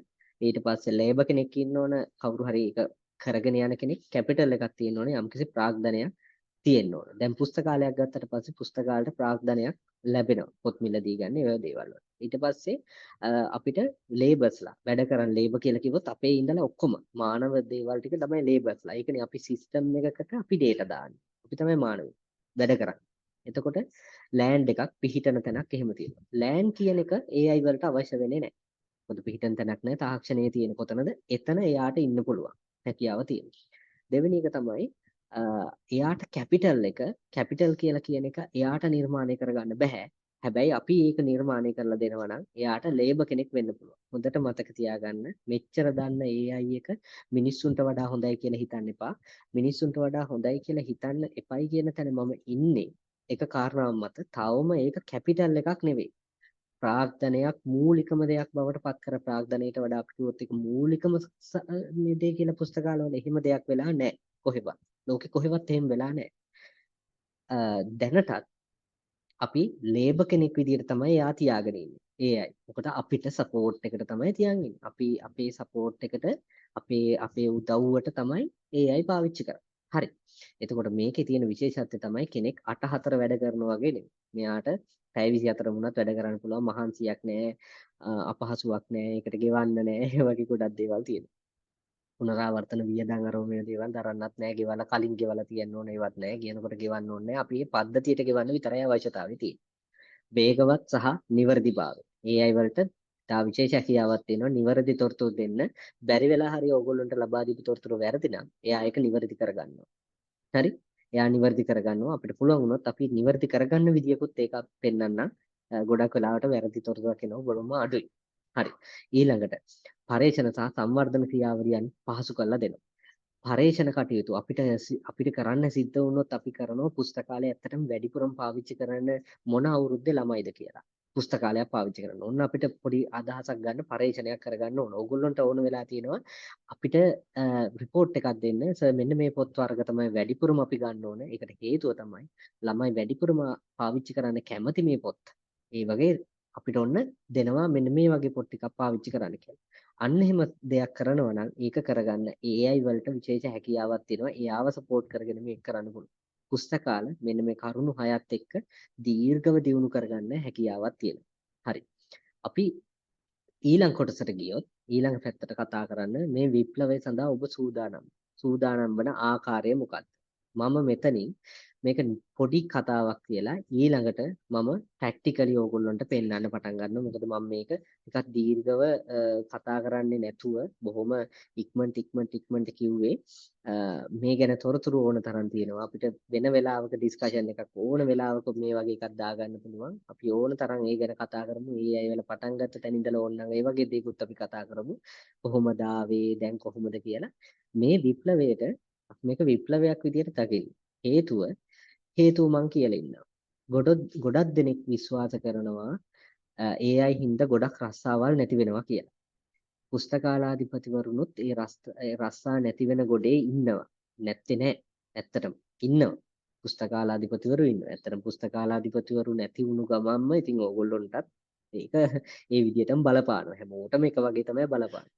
හැබැයි මතක තබා ගන්න ඕන මේ කාරණාවක් තියෙනවා. මොකද නැති වෙන රැකියාවක් තියෙනවා කියලා කිව්වට ඒක නිශ්චිතවම ලිස්ට් එකේ අග හරිය තිබුණට අපි පුස්තකාලාධිපතිට උඩ හරියට ඇවිත් නැහැ. මම නැති වෙච්ච රස්සාවල් කියන්න. ඊටාම හොඳ ෆෝන් තියෙන කාලෙක, ඊටාම හොඳ කැමරාවක් තියෙන ෆෝන් තියෙන කාලෙක කවුරුවත් කැමරාවක් ගන්නෙ නෑ නේද ගමනක් යනකොට. ඊටාම මේ ලක්ෂ 10ක් විතර වේදම් කරපු ඊටාම හොඳ කැමරාවක් අරන් යන්නේ ප්‍රොෆෙෂනල් ෆොටෝග්‍රැෆර් කෙනෙක් විතරයි. එහෙම නැති ඕන කෙනෙක් ජංගම දුරකථනයෙන් ගෙනල්ලා ඕන තරම් AI tool තියෙනව නේද ෆොටෝ එඩිට් කරගන්න. ලස්සනට එඩිට් කරන්න පුළුවන් සමහර අයගේ ෆොටෝස් අපි දැකලා තියෙනවා. Facebook එකේ වෙන තැන්වල. ඒ මේ අපි දන්න කෙනාමද කියලා අපි හිතනවන්නේ නිතර. ඒකට හේතුව තමයි AI. හරි? එතකොට එයාලගේ රස්සාවල් නැති වුණාද? ඇත්තටම නැති වෙලා ගියා. නැතිම වුණා. ඒ වගේ රස්සාවක්. ඒ වගේම තමයි තව කී දෙනෙකුට ඒක වුණාද? දැන් සරලව ගත්තොත් එම තවත් ගණනාවකට ඔය එහෙම මෙහෙන් අහුලගෙන වැඩ කරපු අය ඉන්නේ. එයාලගේ රස්සාවල් නැති වුණා. තමන්ම ක්‍රියේට් කරපු අය ඉන්නවා නම් වැඩ එයාලා ඉතුරු වුණා. සාමාන්‍යයෙන් චිත්‍ර අඳින කට්ටියගේ චිත්‍ර ඇඳීමේ හැකියාව සම්පූර්ණයෙන්ම මේ විනාශ වෙලා යයි කියලා හිතාගෙන හිටියට එහෙම වුණේ නෑ. යම්කිසි පාලනයක් ඇතුව තමයි ඒක සිද්ධ වුණේ. ඒ අර කෙනෙක්ගේ අතින් අඳින ඩ්‍රෝවින් එකට තියෙන අතටත් ඒ තැන ඒ විදිහටම තියෙනවා. ඒක නැති වුණේ නැහැ. හැබැයි AI එකකට තප්පර ගානකින් ඒ වගේ එකක් ඇඳලා දෙන්න පුළුවන් හැකියාවක් තියෙනවා. ඕගොල්ලෝ ඒවා දැකලත් ඇති ඕන තරම් ෆොටෝස් එන්න. ඒවා හිතා ගන්න බෑ. මම ඒවා එන දීර්ඝව කියන්නේ අපිට ඒක ලොකුවට අදාළ වෙන්නේ නැහැ අපේ මාතෘකාවට නිසා. එහෙමනම් අපේ රැකියාවට තර්ජනයක් තියෙනවද? ඒක තමයි අපේ කතාව. ඇත්තටම රැකියාවට තර්ජනයක් යම් මට්ටමක තියෙනවා. නැත්තේ නෑ. මොකද ඇසිස්ටන්ට් කවුරුත් නැතුව AI පාවිච්චි කරලා පුස්තකාලයක් රන් කරන්නේ. අපි හිතමු. එහෙම අපි නිකමට හිතමු. එහෙම වුණොත් මොනවද අපි වෙනස් කරගන්න ඕන දේවල් තියෙන්නේ? අපි එහෙනම් තාක්ෂණිකව කරගන්න ඕන දේවල් තියෙනවා. ළමයින්ට ලයිබ්‍රරි එකට ඇතුල් වෙනකොටම ලයිබ්‍රරි එකේ ළමයාගේ කාඩ් එකක් අපි දීලා තිනවා RFID එකක්. ඒ කාඩ් එක පාවිච්චි කරලා ළමයි පුස්තකාලයට ඇතුල් වෙනකොටම RFID කියලා කියන්නේ පුස්තකාලවල අපි බාකෝඩ් අලවලා තියෙනවා වගේ පොත්වල ආරක්ෂාව සඳහා අපි අලවලා තියෙනවා පොඩි ස්ටිකර් එකක්. ඇත්තටම ඒකෙන් කරන්නේ අපි පුස්තකාලේ ඕනම ළමෙක් කවුරු හරි ආවොත් මම ඒක නොදන්න කෙනෙක් ඉන්නවා නම් කියලා මේ කියන්නේ ඕනම කෙනෙක් පුස්තකාලයට ආවම ඕනම පොතක් ගෙනහිල්ලා කවුන්ටරේට දෙනකොට අපි කවුන්ටරේට අර බාකෝඩ් එකට ඔගේ පොත අල්ලන්න ඕනේ ට්‍රේ එකක් තියෙනවා. ඒ ට්‍රේ එක උඩින් පොත තියෙනකොටම සිස්ටම් එකේ පෙන්නනවා මේ පොත මෙයා ගණන් තියෙනවා. එහෙම කියන්නේ. එයාට මේ පොත අරගන්න පුළුවන් කියලා එහෙම පෙන්නනවා. ඒ වගේම තමයි අපිට එළියට යනකොට පුස්තකාලෙන් එළියට යනකොට හොරට පොත් ගෙනියනවාද කියලා හොයාගන්න පුළුවන්. ඊට පස්සේ RFID පාවිච්චි කරලා අපිට පුළුවන් රාක්ක පිළිවෙලට හදාගන්න. අර අතට හම්බෙන හෑන්ඩ් හෙල්ඩ් එක කියලා එකක් තියෙනවා. දැන්ටත් පාවිච්චි කරන පුස්තකාල ඇති. ඒකෙන් මෙහෙම හෑන්ඩ් හෙල්ඩ් එක අල්ලගෙන යනකොට පෙන්නනවා වෙන පොතක් තියෙනවා නම් ඒ වර්ග අංකයට අදාළ නැති පොතක් තියෙනවා නම් ඒ පොත පෙන්නනවා. ඒක අරන් පැත්තකින් තියලා ඒ පොත අදාළ රාක්කයට දාලා පිළිවෙලට හදාන්න පුළුවන්. බොහොම පොඩි වෙලාවක් ඇතුළත. පොත් එහි මෙහි දාන එක නවාරක්ව ගන්න පුළුවන්. ඒ වගේම තමයි අපි හිතමු අපේ සංගණනේ ඉතාම අමාරු වැඩන්නේ. අවුරුද්දක් යනවා. සාමාන්‍යයෙන් එක සෙක්ෂන් එකක් සංගණනය කරන්න අවුරුද්දක් විතර යනවා. හරි ඊට වඩා කාලයක් යන්න පුළුවන්. ඉතින් බොහොම මහන්සියෙන් කරන්නේ දැන් පේජ් නම් ඒ වගේ තමයි ගොඩාක් අමාරුයි. ඉතින් මොකද අවුරුද්දකට වැඩි කාලයක් එක සංගණන කටයුත්තක් කරන්න ගියාට පස්සේ ගත වෙනවා. මේ වගේ ගත වෙන කාලය අඩු කරගන්න ඒකට තාක්ෂණයට හැකියාව තියෙනවා. දැන් මේක RFID නේ. මිනිස්සෙක් ඕන. ඕක AI වලට ගියාට පස්සේ අපි කරන්නේ ඇතුළට එනකොටම කාඩ් එකක් දෙනවා. ළමයා ඇතුළට එද්දි ආවා කියලා පෙන්නනවා. යනකොට ගියා කියලා පෙන්නනවා. ඇතුළේ ඉන්නවනම් ඇතුළේ ඉන්න තැන හැම සෙක්ෂන් එකකටම යනකොට AI පාවිච්චි කරලා මේ සෙක්ෂන් එකේ කී දෙනෙක් ඉන්නවද? මේ සෙක්ෂන් එකේ කී දෙනෙක් ඉන්නවද? තව පුටු කීයක් තියෙනවද? වාඩි වෙන්න ඉඩ තියෙනවද? ඒකේ ඇතුලේ රස්නේ කොහොමද? රස්නේ අඩු කරන්න AC එක තව වැඩි කරන්න ඕනද? අඩු කරන්න ඕනද? ඒවා පවා එයා හිතනවා. ළමයි කී දෙනෙක් අද පුස්තකාලයට ඇතුළට ආවද? කී දෙනෙක් ඇත්තටම පාඩම් කළාද? ඒ වගේම ඒ වගේ දේවල් පවා බලන්න පුළුවන්. මොකද ළමයි වාඩි වෙලා ඉන්නකොට ඒ ළමයි ඇත්තටම නිකන් වාඩි වෙලා ඉන්නවද? පොතක් අරගෙන ඇවිල්ලා කියවනවද? ඒවා පවා එකකින් මොනිටර් කරන්න හැකියාව තියෙනවා. මේකට තව තාක්ෂණික දේවල් ගොඩක් ඕන. ඒවත් එක්ක IoT කියලා එකත් අපි පාවිච්චි කරනවා ඉන්ටර්නෙට් ඔෆ් තින්ග්ස් කියලා අන්නේ IoT කියන ටෙක්නොලොජි එකක් තාක්ෂණයක් පාවිච්චි කරලා තමයි මේක කරන්නේ. ඔය වගේ කළොත් එimhe පුස්තකාලයක සාමාන්‍ය කවුන්ටර් එකේ ක්‍රියාවලිය අවශ්‍ය නැති වෙනවා. මොකද ළමයි පොත් ගෙනියන්න ගිහිල්ලා කවුන්ටර් එක ගාවින් තියුවම සෙල්ෆ් සර්විස් එකක් විදියට ටක් ගාලා කවුන්ටර් එකේ සිස්ටම් එකට වැටලා බිලක් එළියට එනවා. ඒ පොත් ගන්න බැරි පොතක් තියෙනවා නම් එයාට පෙන්නනවා එයාගේ පොත් ගන්න බෑ කියලා. එයාට SMS එකක් එනවා පොත ගත්තා කියලා බාර දෙන දවස පෙන්නනවා කවුරුත් ඕනේ නැහැ. ඕගොල්ලෝ හිතන්නේ මේ වගේ දෙයක් කරන්න ඉක්මනට පුළුවන් වේද? කරන්න බෑ. එහෙම දෙයක් ආවත් ඒකක් සාමාන්‍යයෙන් අපිට එකපාර මේ වගේ විශාල පුස්තකාලයකට මේක ඇතුළත් කරන්න බෑ. තා කුඩා පුස්තකාලයක් හදලා ඒකට ඇතුළත් කරලා ඒකෙන් කරලා බලලා ඒක ෆේල් වෙනවා නම් අඩුපාඩු හදලා ගොඩාක් වැඩ තියෙනවා. ඒකින්ද මේකට සූදානම් වෙන්න මේ ඉස්සරහ කතා කරන ටූලුත් එක්ක ඕගොල්ලෝ බලගැන්විලා ඉන්න ඕනේ. හරි. එහෙනම් අනාගතය ගැනත් මම කෙටියෙන් කිව්වා. අනාගතේ මෙන්න මේ වගේ තත්යකට ඇවිල්ලා පුස්තකාලය ඇත්තටම කළමනාකරන මට්ටමක් ඒ ඉන්න කිසි කෙනෙක් අවශ්‍ය නැතුවත් ඔක් කරගන්න පුළුවන් මට්ටමකට යම් දවසක තව අවුරුදු 50කින් විතර ආවත් ඒන කාලේ වෙනකන් ඉතර කාලයක් යයි කියලා හිතන්නේ නැහැ මේ වගේ දේවල් වලට. හැබැයි අපි අවශ්‍ය වෙන්නේ මම අන්තිමටම කතා කරන්නම් ඕගොල්ලොන්ට ඒකට පොඩි ටිප් එකක් දෙකක් කියන්නම් කවුරු හරි කෙනෙක් එහෙම දෙයක් ගැන අහුවොත් උත්තරයක් දෙන්න. හරි. දැන් තමයි අපේ ප්‍රැක්ටිකල් පාර්ට් එක. මෙතන තමයි ඕගොල්ලෝ හැමෝම බලාගෙන ඉන්න තැන. කොහොමද මේක ප්‍රැක්ටිකලි වැඩ කරන්නේ? ඕගොල්ලොත් එක්ක මම මේක එකින් එක කරලා පෙන්නනවා සහ ඕගොල්ලොන්ට එකින් එක හඳුන්වලා දෙනවා. මතක තියාගන්න ඕගොල්ලොන්ට මේ chat එකේ ඕගොල්ලෝ ඊමේල් ඇඩ්‍රස් එක දාන්න. මොකද මම මේ සම්පූර්ණ PowerPoint එක එවන ඕගොල්ලොන්ට මේ හැම ලින්ක් එකක්ම ක්ලික් කරලා යන්න පුළුවන්. ඒ හින්දා මේ PowerPoint එකත් එවන්නේ ඊමේල් ඇඩ්‍රස් එක එව්වට පස්සේ මම එතෙන්ට එක සම්පූර්ණයෙන් ඇතුළත් කරන්න. හරි. ඊළඟට දැන් අපි බලමු. පළවෙනියටම මම තෝරගන්නේ පුස්තකාල කාර්ය මණ්ඩලය සඳහා කෘත්‍රිම බුද්ධි පාවිච්චි කරන්න පුළුවන් මෙවලම්. මේක automated cataloging and classification. දැන් cataloging classification කියන දෙකටම automated ක්‍රමවේදයන් පාවිච්චි කරන්න පුළුවන්ද කියලා දීර්ඝ කාලිනව දේවල් කල්පනා කරලා මිනිස්සු වෙබ්සයිට්ස් හදලා තියෙනවා එහෙම. නමුත් AI වල තියෙන කෘත්‍රිම බුද්ධියේ තියෙන සුවිශේෂ දියුණුවක් එක්ක අපි නිර්මාණය කරන්න යෙදුණා. මේ තියෙන ඕගොල්ලෝ දන්නවා දිවිදශම වර්ගීකරණය අනුව තමයි අපි ගොඩක් තැන්වල පොත් වර්ගීකරණය කරන්නේ. හරි. දිවිදශම වර්ගීකරණය වගේ දෙයක් කරනකොට මේ අපි කෘත්‍රිම බුද්ධියෙන් ආපු අපි හැමෝම දන්න chat GPT කියලා ඕගොල්ලෝ අහලා ඇති මේ වෙබ් සර්විස් එකක් නැත්නම් AI එකක් ආව chat GPT කියලා. ඒකේ අදහස තමයි මේ chat GPT කියන එකට අපි ලොග් වෙලා බලමු. එකෙන් කරන්න පුළුවන් දේවල් ගොඩක් තියෙනවා. අපිට ඊමේල් එකක් මේ ලියා ගන්නවා නම් ලියා ගන්න පුළුවන්. මම අද ඒවා වෙන වෙනම ටූල් ඕගොල්ලන්ට දෙනවා. කතා කරනදී ඉස්සරහට යද්දී අපි බලමු. ඊමේල් එකක් ලියා ගන්න පුළුවන්. රිපෝට් එකක් ලියා ගන්න පුළුවන්. ලියුමක් ලියා ගන්න පුළුවන් ඕනම තැනකට දෙන ලියුමක්. තාම හොඳ නිවැරදි ඉංග්‍රීසි වලින් ලස්සනට ලියන්න පුළුවන්. කාට හරි අසයින්මන්ට් ලියා ගන්නවා නම් ලියන්න පුළුවන්. මාස්ටර් කවුරු හරි කෙනෙක් දැන් මාස්ටර් කරන්න පුළුවන්. හයර් ඩිප්ලෝමා කරන සමහර මෙතන ඉන්නවත් ඇති ඩිප්ලෝමා එහෙම කරන අය අසයින්මන්ට් එකක් වුණත් ලියන්න පුළුවන්. මේක පාවිච්චි කරලා. ඉතින් මේකටම දෙන්නේ නැතුව අපි ඒක ලියන ක්‍රමයක් තියෙනවා. නමුත් ඊටාම පහසුවෙන් අපිට උදව්වකට ගන්න පුළුවන්. මේකෙන් ලියා ගන්නවා කියන එකට වඩා ඇත්තටම මේක උදව්වට ගන්නවා කරුණු හොයාගන්න, තොරතුරු හොයාගන්න, පිළිවෙල හදාගන්න. ඒකට තමයි මේක පාවිච්චි කරන්නේ. මම DDC මෙතන මේ නැත්තම් ද්විදශම වර්ගීකරණය අපිට ඇත්තටම වර්ගීකරණය කරන්න ගියාට පස්සේ වර්ගීකරණයට ලොකු පොත් 4ක් විතර තියෙනවා. ඔයගොල්ලෝ දන්නවනේ. ඒක කරන්නේ පුස්තකාලාධිපතිවරයෙක් තමයි සාමාන්‍යයෙන්. නමුත් සමහර විශ්වවිද්‍යාලවල ඒකේ සමහර කොටස් කරන්න පැවරලා තියෙනවා ඇසිස්ටන්ට්ලට. නමුත් ඕගොල්ලෝ මේක දැනගන්නේ කොහොමද? පුස්තකාලාධිපතිවරුන්ට අපි මීට කලින් ওই ටික කළා. හරි කරලා කියලා දුන්නා. හැබැයි මම අද ඕගොල්ලොන්ටම හඳුන්වලා දෙනවා අලුත්ම ටූල් එකක් දෙකක්. ඒවත් කොහෙවත් හඳුන්වලා දෙන්නේ නැහැ. ඕගොල්ලෝගේ මේ වෙබිනාර් එකටම හදපු ඒවා. මෙතනින් එහාට හැමදාමත් පාවිච්චි කරන්න පුළුවන් විදිහේ නිර්මාණයන් කීපයක්. මේක ඊටාම් මෑතක සකස් කරේ මම මේක හැදුවේ ඩිවිදශම වර්ගීකරණය සඳහා මම හදලා තියෙන ටූල් එකක්. මේකෙන් කරන්නේ ඕනම පොතක තියෙන අපි දන්නවා මේ පොතක තියෙන වර්ගීකරණ අංකය පිළිවෙලට සකස් කර ගැනීමේ හැකියාව තමයි මේකෙන් තියෙන්නේ.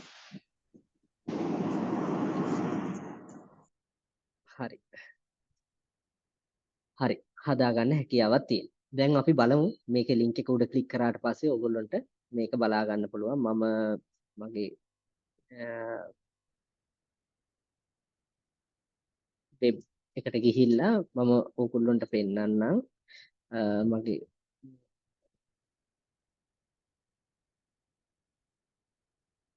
හරි මම මේකට යන විදිය මුලින්ම කියන්නම් මෙතන මෙහෙම තිබුණාට ඕගොල්ලෝ කාටවත් දැන් මට මේ පෙන්නන්නේ මම මේකේ මේ ප්‍රීමියම් යූසර් කෙනෙක් විදියට ඉන්නේ ඒක නිසා මට මේ ඕන දෙයක් ඒකේ කරන්න පුළුවන් නමුත් ඕගොල්ලෝ සාමාන්‍යයෙන් කවුරු හරි කෙනෙක් මේ chat GPT කියන එකට එනවනම් ඕගොල්ලෝ ඉතාලම සරලව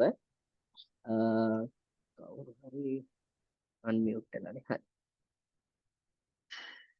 හරි මෙතන ඕගොල්ලෝ දැනගන්න ඉතාලම සරල දෙයක් තියෙනවා ඕගොල්ලෝ chat GPT කියලා සර්ච් කරා නිකන් හරි සර්ච් කරාට පස්සේ Google එකට ගිහිල්ලා ඕගොල්ලන්ට මෙන්න මේ වගේ ස්ක්‍රීන් එකක් පෙන්නනවා මේකේ ඕගොල්ලෝ ලොග් වෙන්න ඕනත් නැහැ මුකුත් නැහැ ඕගොල්ලන්ට පුළුවන් මෙන්න මෙතන chat GPT 4o මගේ ස්ක්‍රීන් එක මේ පැත්තේ තියෙන මම මේ පැත්ත බලන් කතා කරන්නේ chat GPT 4o mini කියලා ඕගොල්ලන්ට නිකන් account එකක් හම්බ වෙනවා ඊටාම් සරලව ටිකක් වැඩ කරගන්න මොනවා හරි ටයිප් කරලා බලන්න පුළුවන් හැබැයි ඕගොල්ලෝ මෙන්න මෙතන තියෙන sign up කියන එකට යන්න. මේක සම්පූර්ණයෙන් නොමිලේ අපිට ඕගොල්ලන්ට ගන්න පුළුවන් සර්විස් එකක්. මේක ක්ලික් කරන්න. sign up කියන එක ක්ලික් කරාට පස්සේ ඕගොල්ලන්ට මෙතනදී තමන්ගේ ඊමේල් එක දීලා log වෙන්න පුළුවන්. එතන ඊමේල් එක මෙහෙම ක්ලික් කරන්න. ක්ලික් කරාම ඕගොල්ලෝගේ ඊමේල් එකේ මම ඊමේල් එකක් දෙනවා. මගේ ඊමේල් එක. ඒ වගේම මම මෙතෙන්ට password එක ඉල්ලනවා. මම password එක දෙනවා. ඕගොල්ලෝගේ ඊමේල් එකේ password එක දෙන්න. මේකට බය වෙන්න එපා. මේක මුකුත් වෙන්නේ නැහැ.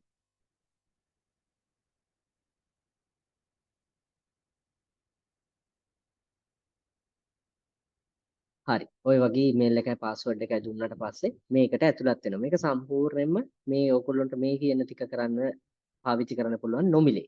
සිම් ප්‍රශ්නයක් නැහැ. මම ඕගොල්ලන්ට පෙන්නපු දේවල් ටික. හරි. මම මෙතන මේ DVD කෝඩ් කියලා පෙන්වුවේ. ඕගොල්ලන්ට මේක හොයාගන්න ලින්ක් එක දැන් දන්නවනේ. මං ගාව ලින්ක් එක තියෙනවා. ලින්ක් එක කාට හරි හොයාගන්න බැරි නම් මේක හොයාගන්න තියෙන්නේ මේකේ මුකුත් මේක ගැන එච්චර හිතන්න එපා. මේකේ මුකුත් නැහැ. මේකේ හිස්ව එන්නේ ඕගොල්ලන්ට මුකුත් එන්නේ නැහැ. මෙතනත් මෙන්න මෙහෙම chat GPT කියලා පෙන්නයි. මේකත් එක්ක chat කරන්න තියෙන ඕන දෙයක් ඕගොල්ලන්ට chat කරන්න පුළුවන්. මෙන්න මෙතන තියෙන explore GPT කියන එක ක්ලික් කරන්න. මේ explore GPT කියන එක ක්ලික් කරාට පස්සේ ඕගොල්ලන්ට මෙන්න මෙතනින් සර්ච් කරන්න පුළුවන් අපිට අවශ්‍ය දේ. මම මෙතන සර්ච් කරලා පෙන්නන්නම්. මෙතන DVD decoder කියලා සර්ච් කරන්න. DVD decoder. මේක මතක තියාගෙන සර්ච් කරන්න. හරි. DVD decoder කියලා සර්ච් කරාට පස්සේ මේක මේ මෙන්න මේ දෙවෙනියට එන්නේ මං හදපු එක. මේක ඉස්සලා තිබුණේ නැහැ. මේක ඇත්තටම මේ ලෝකෙම පළවෙනි වතාවට මේක හදලා තියෙන්නේ. හරි මෙහෙම එකක් තිබුණේ නැහැ. දැන් තමයි අලුත් එකක් එන්නේ. මේකේ මම මීට කලින් කරලා තියෙන ඉඳලා යූසර්ස්ලා 100කට වඩා ලොග් වෙලා තියෙනවා. අද ඉඳලා ඔයගොල්ලොත් ලොග් වෙනවනේ. මෙන්න මෙහෙම එකක් එයි. මෙන්න මෙතන ඉරි තුනක් තියෙනවා. මෙන්න මෙතෙන්ට ගිහිල්ලා මෙන්න මෙතන තියෙන ඕගොල්ලන්ට පෙන්නයි මෙන්න මෙහෙම. හරි? keep in sidebar කියලා. මේක ක්ලික් කරන්න. එතකොට මෙන්න මෙතනින් ඒක පෙන්නනවා. මෙන්න මේ වගේ. හරි? මම මෙතන start chat කියන එකට යනවා. ගියාට පස්සේ මට මෙන්න මෙහෙම chat එකක් පෙන්නනවා. මේකේ පෙන්නනවා DVD කෝඩ කියලා DVD ලකුණත් එක්ක පින්තූරෙත් එක්ක මේකේ ඕගොල්ලන්ට DVD අංකේ හදලා දෙනවා කියලා තමයි කියන්නේ. අපි නිකන්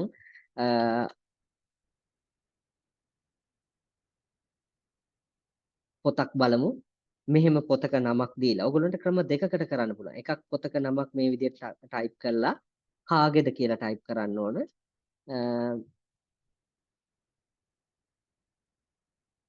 හරි මම think like a monk by Jay Shetty කියලා මේ සර්ච් කළා අපි පොත් දෙකක් බලමු ඊට කලින් මට දෙයක් කියන්න ඕන මම මේක මෙතන ටයිප් කරන්න කලින් ඕගොල්ලෝ ඔක්කොම පටන් ගන්නකොට මෙන්න මෙතන initiate DVD code කියන එක ක්ලික් කරන්න ඉස්සෙල්ලාම හරි මම මේ පෙන්නන ටිකට විතරක් එහෙම කරන්න initiate DVD code ඊට පස්සේ මෙයා ටයිප් කරන්න පටන් ගන්නවා මෙයා කියනවා DVD code එකෙන් කොහොමද හොයන්නේ මෙයා පළවෙනි ස්ටෙප් එක විදියට සබ්ජෙක්ට් පොතක තියෙන සබ්ජෙක්ට් එක දෙන්න. එහෙම නැත්නම් අපි කියනවා පොතේ ටයිටල් එක දෙන්න. මම පොතේ ටයිටල් එකත් එක්ක දුන්නා ඒ කතුවරයාගේ නම. දීලා මේක එන්ටර් කරන්න. එන්ටර් කරාට පස්සේ ඕගොල්ලෝ දැනට මේක ඉගෙන ගන්නවා නම් ඉගෙන ගන්න කෙනෙක් නම් ඉගෙන ගන්න ස්ටුඩන්ට් කෙනෙක් නම් ඕගොල්ලන්ට දෙවි අංකේ හදන්න ගොඩක් අමාරුයිනේ. මේකේ සම්පූර්ණයෙන් අංකේ හදලා දෙනවා. මේ අංකේ හදලා දෙද්දී මේක සම්පූර්ණයෙන් විස්තරය ඕගොල්ලන්ට දෙනවා මේකේ මේ පොතේ තියෙන්නේ මොකද්ද එයා මේ හැම පොතක් ගැනම සියලු විස්තර දන්නවා හරි ඒ හින්දා මේ පොත මොකද්ද අංකේ ඊට පස්සේ මේ අංකේ කොටස් වලට බ්‍රේක් වෙලා කැඩිලා පල්ලෙහාට එනකොට අන්තිමට මෙයා පෙන්නනවා මට මේ ඔයා ඇග්‍රි වෙනවද මෙන්න මේක තමයි මට එන අංකේ මෙහෙම කියලා. පොත ගිහින් බැලුවොත් ඕගොල්ලන්ට බලා ගන්න පුළුවන් මේක තමයි අංකේ. හරි. ඊටාම සරලව ගත්තොත් මේ විදිහට අපිට අංකේ සකස් කරගන්න පුළුවන්. තවත් ක්‍රමවේදයක් තියෙනවා. ඒ තමයි ඕගොල්ලන්ට පුළුවන් ඕන වෙලාවක පොතක පින්තූරයක් අරගෙන. හරිද? පොතක මොකක් හරි පින්තූරයක් අරගත්තා. අපි මේ සාමාන්‍යයෙන් මේ පාවිච්චි කරන ඕගොල්ලෝ මේ වගේ පොතක් කියමු. මේ වගේ පොතක්. මේ පොතක මේ පිට කවරේ පින්තූරයක් ගත්තා. පිට කවරේ හරියට නම සඳහන් වෙන්නේ නැත්නම් ඇතුලේ තියෙන ග්‍රන්ථ විද්‍යාත්මක තොරතුරු තියෙන පිටුවක් තියෙනවනේ. මේකේ නම් මේ වර්ගාංක තියෙන ඒවා දෙන්න ඕනේ. හරි? වර්ගාංක නැති පිටුවක්. එහෙම ප්‍රශ්නයක් නැහැ. ඕන පිටුවක් ෆොටෝ එකක් මෙතෙන්ට දෙන්න. දුන්නට පස්සේ ඒක හදනවා. මම හිතන්නේ බලමු. හරි. මම මේ පොතක පිට කවරයක් දුන්නා. ඩෑන් බ්‍රවුන් ද ඔරිජින් කියන පොත ඩෑන් බ්‍රවුන් කියන කතුවරයාගේ. මෙයා ඔරිජින් මෙයා ටක් ගාලා හොයා ගන්නවා මේ පින්තූරේ තියෙන්නේ ඩෑන් බ්‍රවුන්ගේ ඔරිජින් කියන පොත. ඊට පස්සේ එයා කොටස් වලට පල්ලෙහාට කඩලා මේකේ තියෙන්නේ මොනවද කියන එක බලලා මේකේ තියෙන ඔයාට පේනවා ඇති ඕගොල්ලොන්ට මේකේ මොනවටද අයිති වෙන්නේ කියලා වුණත් පෙන්නනවා පොතේ. හරි? එහෙන් පල්ලෙහාට ගිහිල්ලා අපිට පොතේ අංකේ අරන් දෙනවා. හරි? ඕන කෙනෙකුට මේක පාවිච්චි කරන්න පුළුවන්. දවසකට ඕගොල්ලන්ට මේකෙන් පාවිච්චි කරන්න පුළුවන් ෆ්‍රී account එකේ 10ක් විතරයි. හරිද? 10යි පාවිච්චි කරන්න පුළුවන්. මම හැම එකෙම එක ගානේ පෙන්නගෙන යන්නම් ඉස්සරහට නැත්තම් මගේ ලිමිට් එක නැති වෙනවනේ.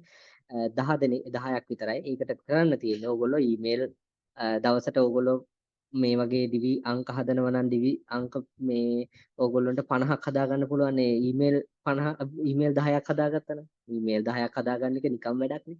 ඊමේල් 10ක් හදාගත්තට පාඩු වෙන එකක් නෑ ඕගොල්ලන්ට පුළුවන්.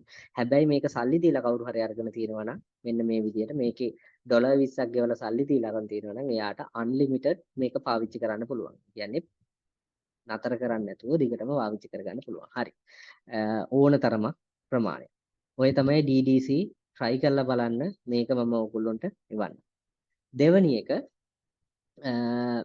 ඊළඟට අනිත් එක තමයි විශේෂ ඉල්ලීම් කීපයක් තිබුණා UDC වලටත් මේ වගේ එකක් නිර්මාණය කරන්න කියලා. මම UDC වලටත් ඒ වගේ එකක් හැදුවා. ඕගොල්ලෝ මේකත් ඕගොල්ලන්ට අර විදියටම පාවිච්චි කරන්න පුළුවන්. UDC එකේ මම මේක නිකම්ම link එක ගන්නම් ඕගොල්ලන්ට මේ ඉස්සෙල්ලා තැන්න පෙන්නුවා වගේ මෙතෙන්ටම link එක දාලා මේ විදියට මෙහෙම දැම්මම මෙතන use මේ UDC classifier කියලා මේකේ නම UDC classifier. එතකොට UDC classifier කියලා මෙන්න මෙතන ඕගොල්ලෝ මේක ඕපන් කරගත්තට පස්සේ මෙතනින් ටික් එකක් දාලා keep in sidebar කියලා මේ පැත්තට දාලා තියාගන්න. එතකොට ඕන දවසක පාවිච්චි කරන්න පුළුවන්. මේකෙත් active UDC classifier කියන එක දෙන්න.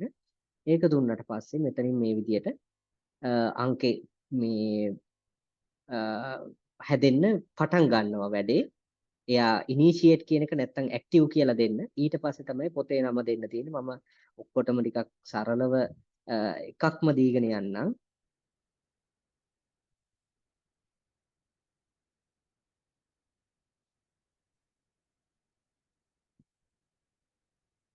මේක මම copy කරලා තියාගෙන මේක දෙන්නම්. ඒක දුන්නට පස්සෙත් මෙයා අර විදියටම මේක මේ UDC වලින් මේක හදනවා නම් මේක ෆිලොසොෆි සම්බන්ධව තියෙන පොතක් ඒ විදියට දීලා එයා අංකේ සකස් කරනවා අපිට මොනවා හරි සකස් කරන අංකේ යම්කිසි අඩුපාඩුවක් තියෙනවා නම් එයා කියනවා මෙතන මේක මෙයා අහනවා මේ මොන හරි රීජන් එකක් රටක් ලැන්ග්වේජ් එකක් ඊට පස්සේ කැරක්ටර් එකක් අනුව මේ කැරක්ටරිස්ටික්ස් අනුව වෙනස් වෙනවද කියලා. එහෙම වෙනසක් තියෙනවා ඕගොල්ලෝ මෙතන ටයිප් කරන්න පුළුවන්. එහෙම වෙනසක්. එතකොට එයා ඒ විදිහට මේක සකස් කරලා දෙනවා. යම්කිසි මෙතන අඩුපාඩුවක් ආවොත් ඒක හදන්න. ඇත්තටම මේ AI කෘත්‍රිම බුද්ධිය. ඒක නිසා මේවේ වරදින්න ඕන තරම් තියෙනවා. මොකද බුද්ධිය අපිට තිබුණාට ඒක අපේ තොරතුරු අනුවනේ හැදෙන්නේ. වැරදුනොත් ඕගොල්ලොන්ට වැරදි උත්තරයක් ආවොත් ඕගොල්ලෝ හරි එක මෙතන දීලා කියන්න මේක තමයි හරි එක කියලා. එතකොට එයා ආපහු මේක හදනවා. හරි මට මේකේ ආයි මං try කරන්න යන්නේ නැහැ මොකද කාල වේලාව තව සීමිතයි තව ගොඩක් දේවල් කතා කරන් තියෙන හින්දා මෙතන ඇත්තට මම දුන්නොත් එම මම කමන්නේ අපි නිකන් මෙහෙම දෙමු බලන්න මේකේ මෙන්න මේකයි අංකේ කියලා. නෑ එහෙම වැරදි උත්තරයක් දෙන්න යන්නේ නැතුව හරි උත්තරයක්ම අපි දෙමු තව ඉස්සරහට හම්බෙයි දේවල් වල. දුන්නට පස්සේ සම්පූර්ණයෙන් ඕගොල්ලන්ට අඩුපාඩු ටික ආපහු හදලා දෙනවා සහ පිළිවෙල පෙන්නනවා. ඕගොල්ලන්ට වැදගත් වෙන්නේ මේකනේ. ඉගෙන ගන්න ළමයෙකුට උනත් වැදගත් වෙන්නේ මේක. ආන්ට පිළිවෙලට පෙන්නනවා මොනවද මේකේ කොටසින් කොටස මේක කොහොමද ෆ්ලෝ එක වගේ නිකන් පිළිවෙලකට කොහොමද කැඩිලා ආවේ කියලා පෙන්නනවා. එතකොට UDC පාවිච්චි කරන ප්‍රධාන වශයෙන්ම මේක මේ ඇත්තටම කීප දෙනෙක් ගිල්ලීමටම සකස් කරේ ඒ විශ්වවිද්‍යාලවලට මේක පාවිච්චි කරන්න පුළුවන්. මේකේ ප්‍රෝ වර්ෂන් එක ගත්තොත් පුළුවන් දිගටම ඕන තරම් හදන්න. හැබැයි එහෙම නැති දේවල් තියෙනවා නම්, ඒ කියන්නේ ප්‍රී account එකක් තියෙනවා නම් 10 ගාණක් 10ක් තමයි දවසට හදන්න පුළුවන් වෙන්නේ.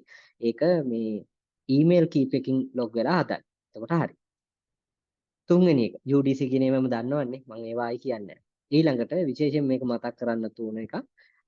මාක් ෆෝමැට් එකට ඕගොල්ලොන්ගේ තියෙන කැටලොගින් data මාක් ෆෝමැට් එකට හදාගන්න සෑහෙන්න මම හිතන්නේ ගොඩක් දෙනෙක් සෑහෙන්න මේ මහන්සි වෙනවා සමහර වෙලාවට මාක් ෆෝමැට් එකේ තියෙන data දදා හදනවා.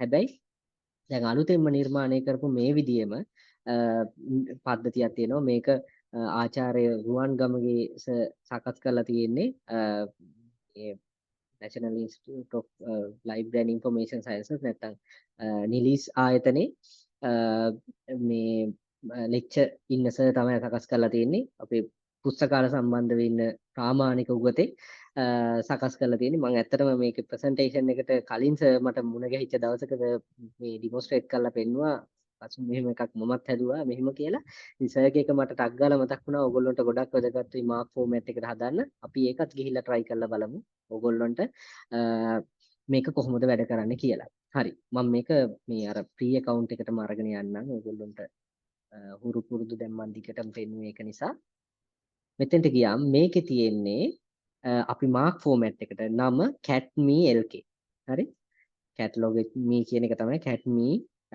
lk කියලා තියෙන්නේ එතකොට මේකේ කැටලොග් කරන්න පුළුවන් ඉමේජ් එකක් දීලා පින්තූරයක් අපි ඒකට පින්තූරයක් දෙමු ඕනම පොතක අර විදියට පිටකවරේ පින්තූරයක් විතර මෙහෙම මේකේ මතක තියාගන්න පිටකවරේ නිවැරදි තොරතුරු නැත්නම් පිටකවරේ මේ හරියටම තොරතුරු ටික පේන්නේ නැත්නම් පිටකවරේ තොරතුරු ගැන මෙච්චර සැටිස් නැත්නම් ග්‍රන්ථ විද්‍යාත්මක පිටුව ඒ ටික ඔයගොල්ලෝ දෙන්න අනිවාර්යෙන්ම දෙන්න ඒක මතක තියාගන්න මම දැනට මේක විතරක් දෙන්නම් එයා මේ පොත ගොඩක් වෙලාවට දැන් අඳුනගෙන ඇති මොකද මමත් මේක මේ කියන්නේ මේ වගේ පොත් පිට කවර දාලා චෙක් කරලා සහ මම මේ data ටික මේ හැමතිස්සෙම හදනවා ආය අලුත් කරනවා මේකේ තියෙන විශේෂත්වය ඔයගොල්ලන්ට පේනවා ඇති මේ මාක් රෙකෝඩ් එකක් මේ විදිහට ලියලා දෙන්න ලස්සනට 0.01ට මොකක්ද දෙන්න ඕනේ එතන ඉඳලා මෙහෙම පල්ලෙහාට කතුවරයාගේ නම එනවනම් ඕත එන්නේ 100 ෆීල්ඩ් එක ඔයගොල්ලෝ මේ ඔක්කොම දන්න දේවල් ඔයගොල්ලෝ සබ්ජෙක්ට් එක දන්නවනේ පුස්තකාල විද්‍යාවේ සම්පූර්ණයෙන් අපිට මේ කෝඩ් එක කොපි කරලා තියාගන්න පුළුවන්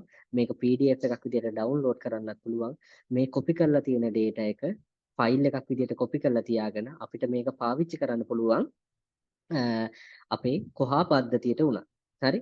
ඒක තමයි තියෙන විශේෂත්වය. තව විශේෂයක් තියෙනවා. මෙයා මේකේ නෝට් එකක් දාලා තියෙනවා. නෝට් එකේ තියෙන විශේෂත්වයක් ඒ තමයි මේකේ 0.1 5 8 මේ වගේ තියෙන 852 මේ වගේ data ටික මේ ඉන්ස්ටිටියුෂන් data ටිකක් අවශ්‍යයි කියලා. එතකොට අපි මේ data මෙතන fill වෙලා නැහැ. ඒ කියන්නේ අපි මේ data ටික හදා ගන්න ඕන. මොකද මේ data අපි මෙතන විස්තර දීලා නැති නිසා. අපි විස්තර දුන්නොත් ඒ dataත් හදනවා. ඊට පස්සේ මොනවා හරි අඩුපාඩුවක් තියෙන දේවල් තියෙනවා නම් සහ මොනවා හරි මේ හරියට එයාට ක්ලැරිෆයි කරන්න බැරි වුණොත් හරියට ගලප ගන්න බැරි වුණොත් මේක වැරදි මොකක් හරි කියලා එයා මේ නෝට් එක ඇතුලේ මේක දානවා. තා විශේෂ නිර්මාණයක්. ඊටාම හොඳයි.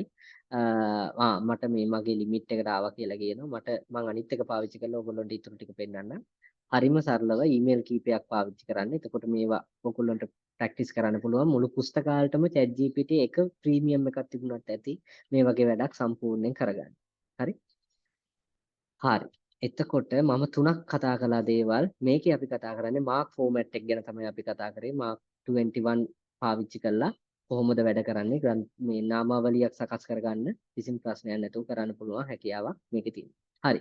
ඊළඟට ඊළඟට නැවත මම එකක් නිර්මාණය කළා මේ ඕගොල්ලන්ට අපි කොහා පද්ධතියට හරි කොහා මේ පුස්තකාල කළමනාකරන පද්ධතියට හරි මේ වගේ දෙයකට තොරතුරු ඇතුළත් කරනකොට ඕගොල්ලන්ට සමහර මේ පොත්වල තියෙන විස්තර හොයාගන්න තැනක් නැහැ. දැන් ගොඩක් වෙලාවට සමහර මේ වෙබ් අඩවි වලින් එක තැනකින් තොරතුරු හොයාගන්න බැරි වුණාම අපි ගිහිල්ලා නිකන් Google එකේ සර්ච් එකක් දැම්මට පස්සේ අපිට හරි තොරතුරු ටික එක්ක එන්නේ නැහැ. අපි එක්ක Amazon එකට එක පොතක් බලන්න Amazon එකට යනවා. තව පොතක් බලන්න අපි WorldCat එකට යනවා. තව පොතක් බලන්න OCLC යනවා. විශේෂයෙන්ම දැන් OCLC වල තිබිච්ච ෆීචර් එක දැන් මේ වෙනකොට නතර කරලා තියෙනවා. එතකොට අපිට මේ පොතක් අනිතින් හොයාගන්න හැකියාවක් නැහැ. පොතක විස්තර. ඒකට මම සකස් කරපු මේ පද්ධතියක් මේක. මේ විදියම සකස් කරලා තියෙන්නේ chat GPT එක පාවිච්චි කරලා හදලා තියෙන්නේ. මෙයා එතකොට මේකත් ඇක්ටිව් කරාට පස්සේ මේක WorldCat Explorer කියලා මේකෙන් කරන්නේ WorldCat එකේ තියෙනවා නම් යම් කිසි පොතක් ගැන විස්තර ඒක සම්පූර්ණයෙන් පොතේ තියෙන විස්තර දෙනවා. මම ඉස්සෙල්ලා මේ මම මේක ඉමේජ් එක අප්ලෝඩ් කරන්නම්. ඒක ටිකක් ලේසි මට. ඉතින් ඉමේජ් එක අප්ලෝඩ් කරලා දෙනවා කියන්නේ ඕගොල්ලන්ට හිතා ගන්න පුළුවන් නිකන් අතින් ටයිප් කරපු එකට කොච්චර විස්තර දෙනවද කියලානේ. අතින් මම කතුවරයාගේ නම පොතේ නමත් කතුවරයාගේ නමත් තමයි දෙන්න ඕනේ. ඊට පස්සේ දැන් මේකෙත් ඔරිජින් කියන්නේ ඩෑන් බ්‍රවුන්ගේ පොතක් කියලා මෙයා විස්තර අරගන්නවා. ඊට පස්සේ මේකේ සම්පූර්ණයෙන්ම ඕගොල්ලන්ට අවශ්‍ය නම්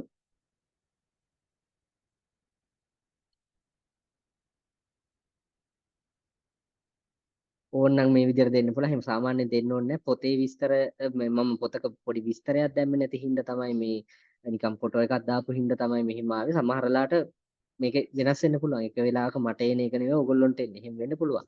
ඕගොල්ලෝ හොඳම වැඩේ කතුරයාගේ ළමයි මේ විදිහට දෙන්න. එතකොට මෙයා පිළිවෙලට මේකේ අපි කිසි විස්තරයක් නැහැ නේ වෙන දීපු විස්තරයකුත් නැහැ. නමුත් මෙයා හොයාගත්තා මේක 2017 ලියපු පොතක්. මේක මෙන්න මේ ජොන්ර් ගණයට වැටෙන්නේ මේ පොතේ තියෙන්නේ මෙන්න මේ වගේ දෙයක්. මේකේ එඩිෂන් තියෙනවා මෙච්චරක්.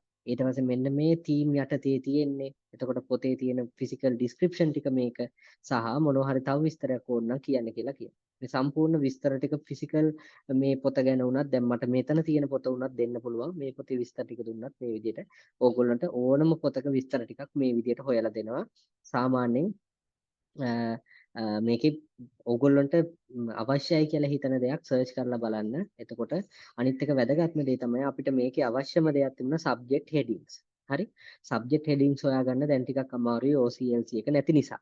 ඒකට විසඳුමක් විදියට මෙයා OCLC වල තියෙන දේවල් ටිකක් අරන් දෙනවා. මතක තියාගන්න මේ origin කියන පොතේ මේ පොත මම කියවලා තියෙනවා. මේ පොත කවුරු හරි කියවපු කෙනෙක් ඉන්නවනම් දන්නවා ඇති. මේකේ තියෙන්නේ මුලින්ම පටන් ගන්න AI ගැන කතාවක්.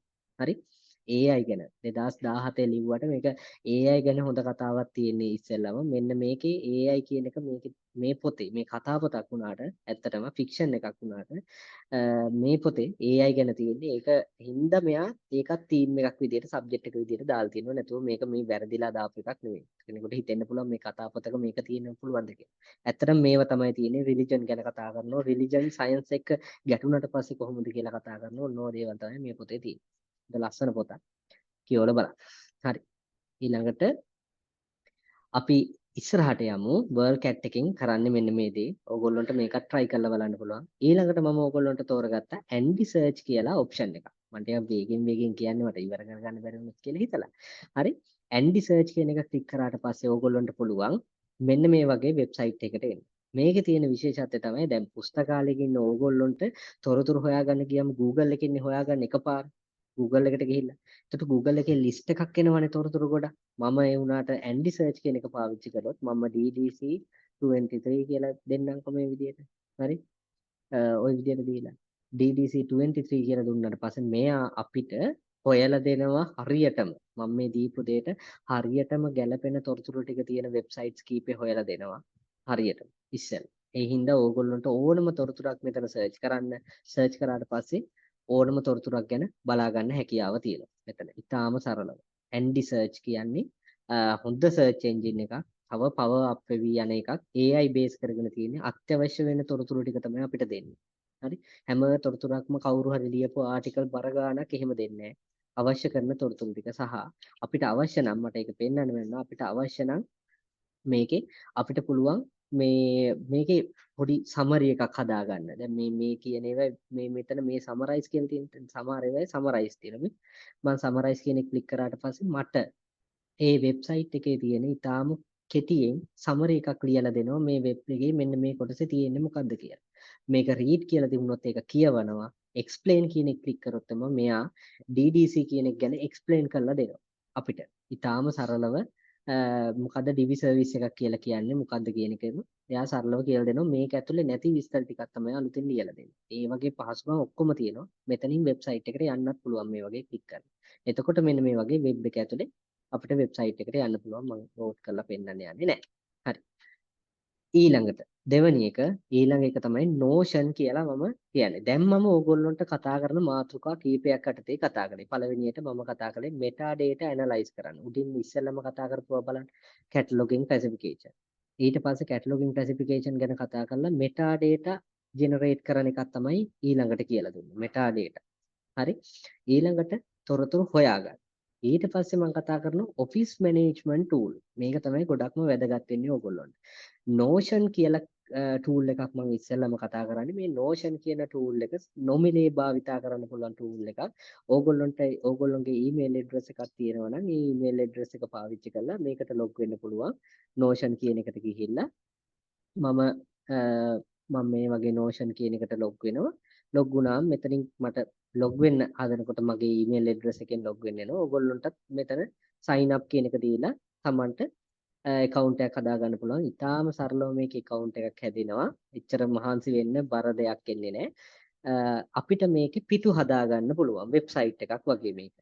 පිටු හදා ගන්නවා කියලා කියන්නේ අපිට කැමති දෙයක්. මෙන්න මෙතන මේකේ මම සරලව පෙන්නන්නම්. මෙන්න මෙතන ධන ලකුණක් තියෙනවා. මෙන්න මේ පැත්තට ගියාම මේක ක්ලික් කරලා අපිට අලුත් පිටුවක් library work කියලා පිටුවක් මම හදාගත්තා. සරල පිටුවක්. මේ පිටුවට මම keyboard එකේ ඇලයිරක් දුන්නට පස්සේ මට පුළුවන් text එකක් දාගන්න, පිටුවක් add කරන්න වැඩ තියෙනවා නම් ඒවා list එකක් හදාගන්න, මේ හැමදේම කරන්න පුළුවන්.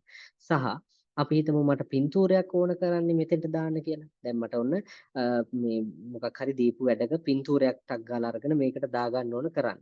එතකොට මට මේ පින්තූරේ ක්ලික් කරන්න පුළුවන්. මට කියනවා වෙබ්සයිට් එකට ගිහිල්ලා DDC ගැන දෙයක් තමයි මම මේ හදාගෙන යන්නේ. ඔන්න අපි කියමු කොහා ගැන DDC ගැන මට හදලා දෙන්න කිව්වා පුස්තකාලාධිපතිවරයෙක් පොඩි නෝට් එකක් ළමයෙකුට ළමයි දැන් හදන්න එනවා. ඔයා තමයි නෝට් එක හදන්නේ මම අඩුපාඩු බලන්නම් කියලා කිව්වා. ඕගොල්ලන්ට කරන්න පුළුවන් මෙන්න මෙතන තියෙනවනේ මේ වෙබ් බුක්මාක් කියන මේක ක්ලික් කරලා මෙතන DDC කියලා සර්ච් කරගෙන මේ තියෙන වෙබ්සයිට් එක අරගත්තා. මේ වෙබ්සයිට් එකේ ලින්ක් එක අරගෙන මම මෙතෙන්ට දාලා create bookmark කියලා දෙනවා. දැන් Word එකක් මම හදලා දෙන්න නම් මොකද වෙන්නේ? Word එකක් හැදුවා නම් කවදාවත් Word එකක මේ වගේ link එකක් දාගෙන මෙහෙම තියාගන්න බෑ. ටිකක් වෙලා ගියාම මේක ගානට පිළිවෙලට හැදෙනවා. මේක copy කරගත්ත එක මෙතන මේක අයින් කළම ආයි දාලා පෙන්නන්න. ඇලයිරක් දාන මෙතන links දානවා නම් link වෙනම දාන්න පුළුවන්. මේ bookmark කියන එකට මෙහෙම දාලා create bookmark කියන එක දුන්නාන් පස්සේ මෙතන පින්තූරෙත් එක්ක මෙතන පින්තූරයක් එක්ක එකපාර මගේ ආවේ නේ. මෙතන පින්තූරෙකුත් එක්ක මේක ලස්සනට දෙනවා. මට මෙතන විස්තරයක් දාන්න පුළුවන්. තව ගොඩක් දේවල් මට කරන්න පුළුවන්. මේකේ ඇලයිරක් දීලා ටෙක්ස්ට් එකක් කිව්වොත් මට මෙහෙම ටයිප් කරගෙන යන්න පුළුවන් ඕන දෙයක්.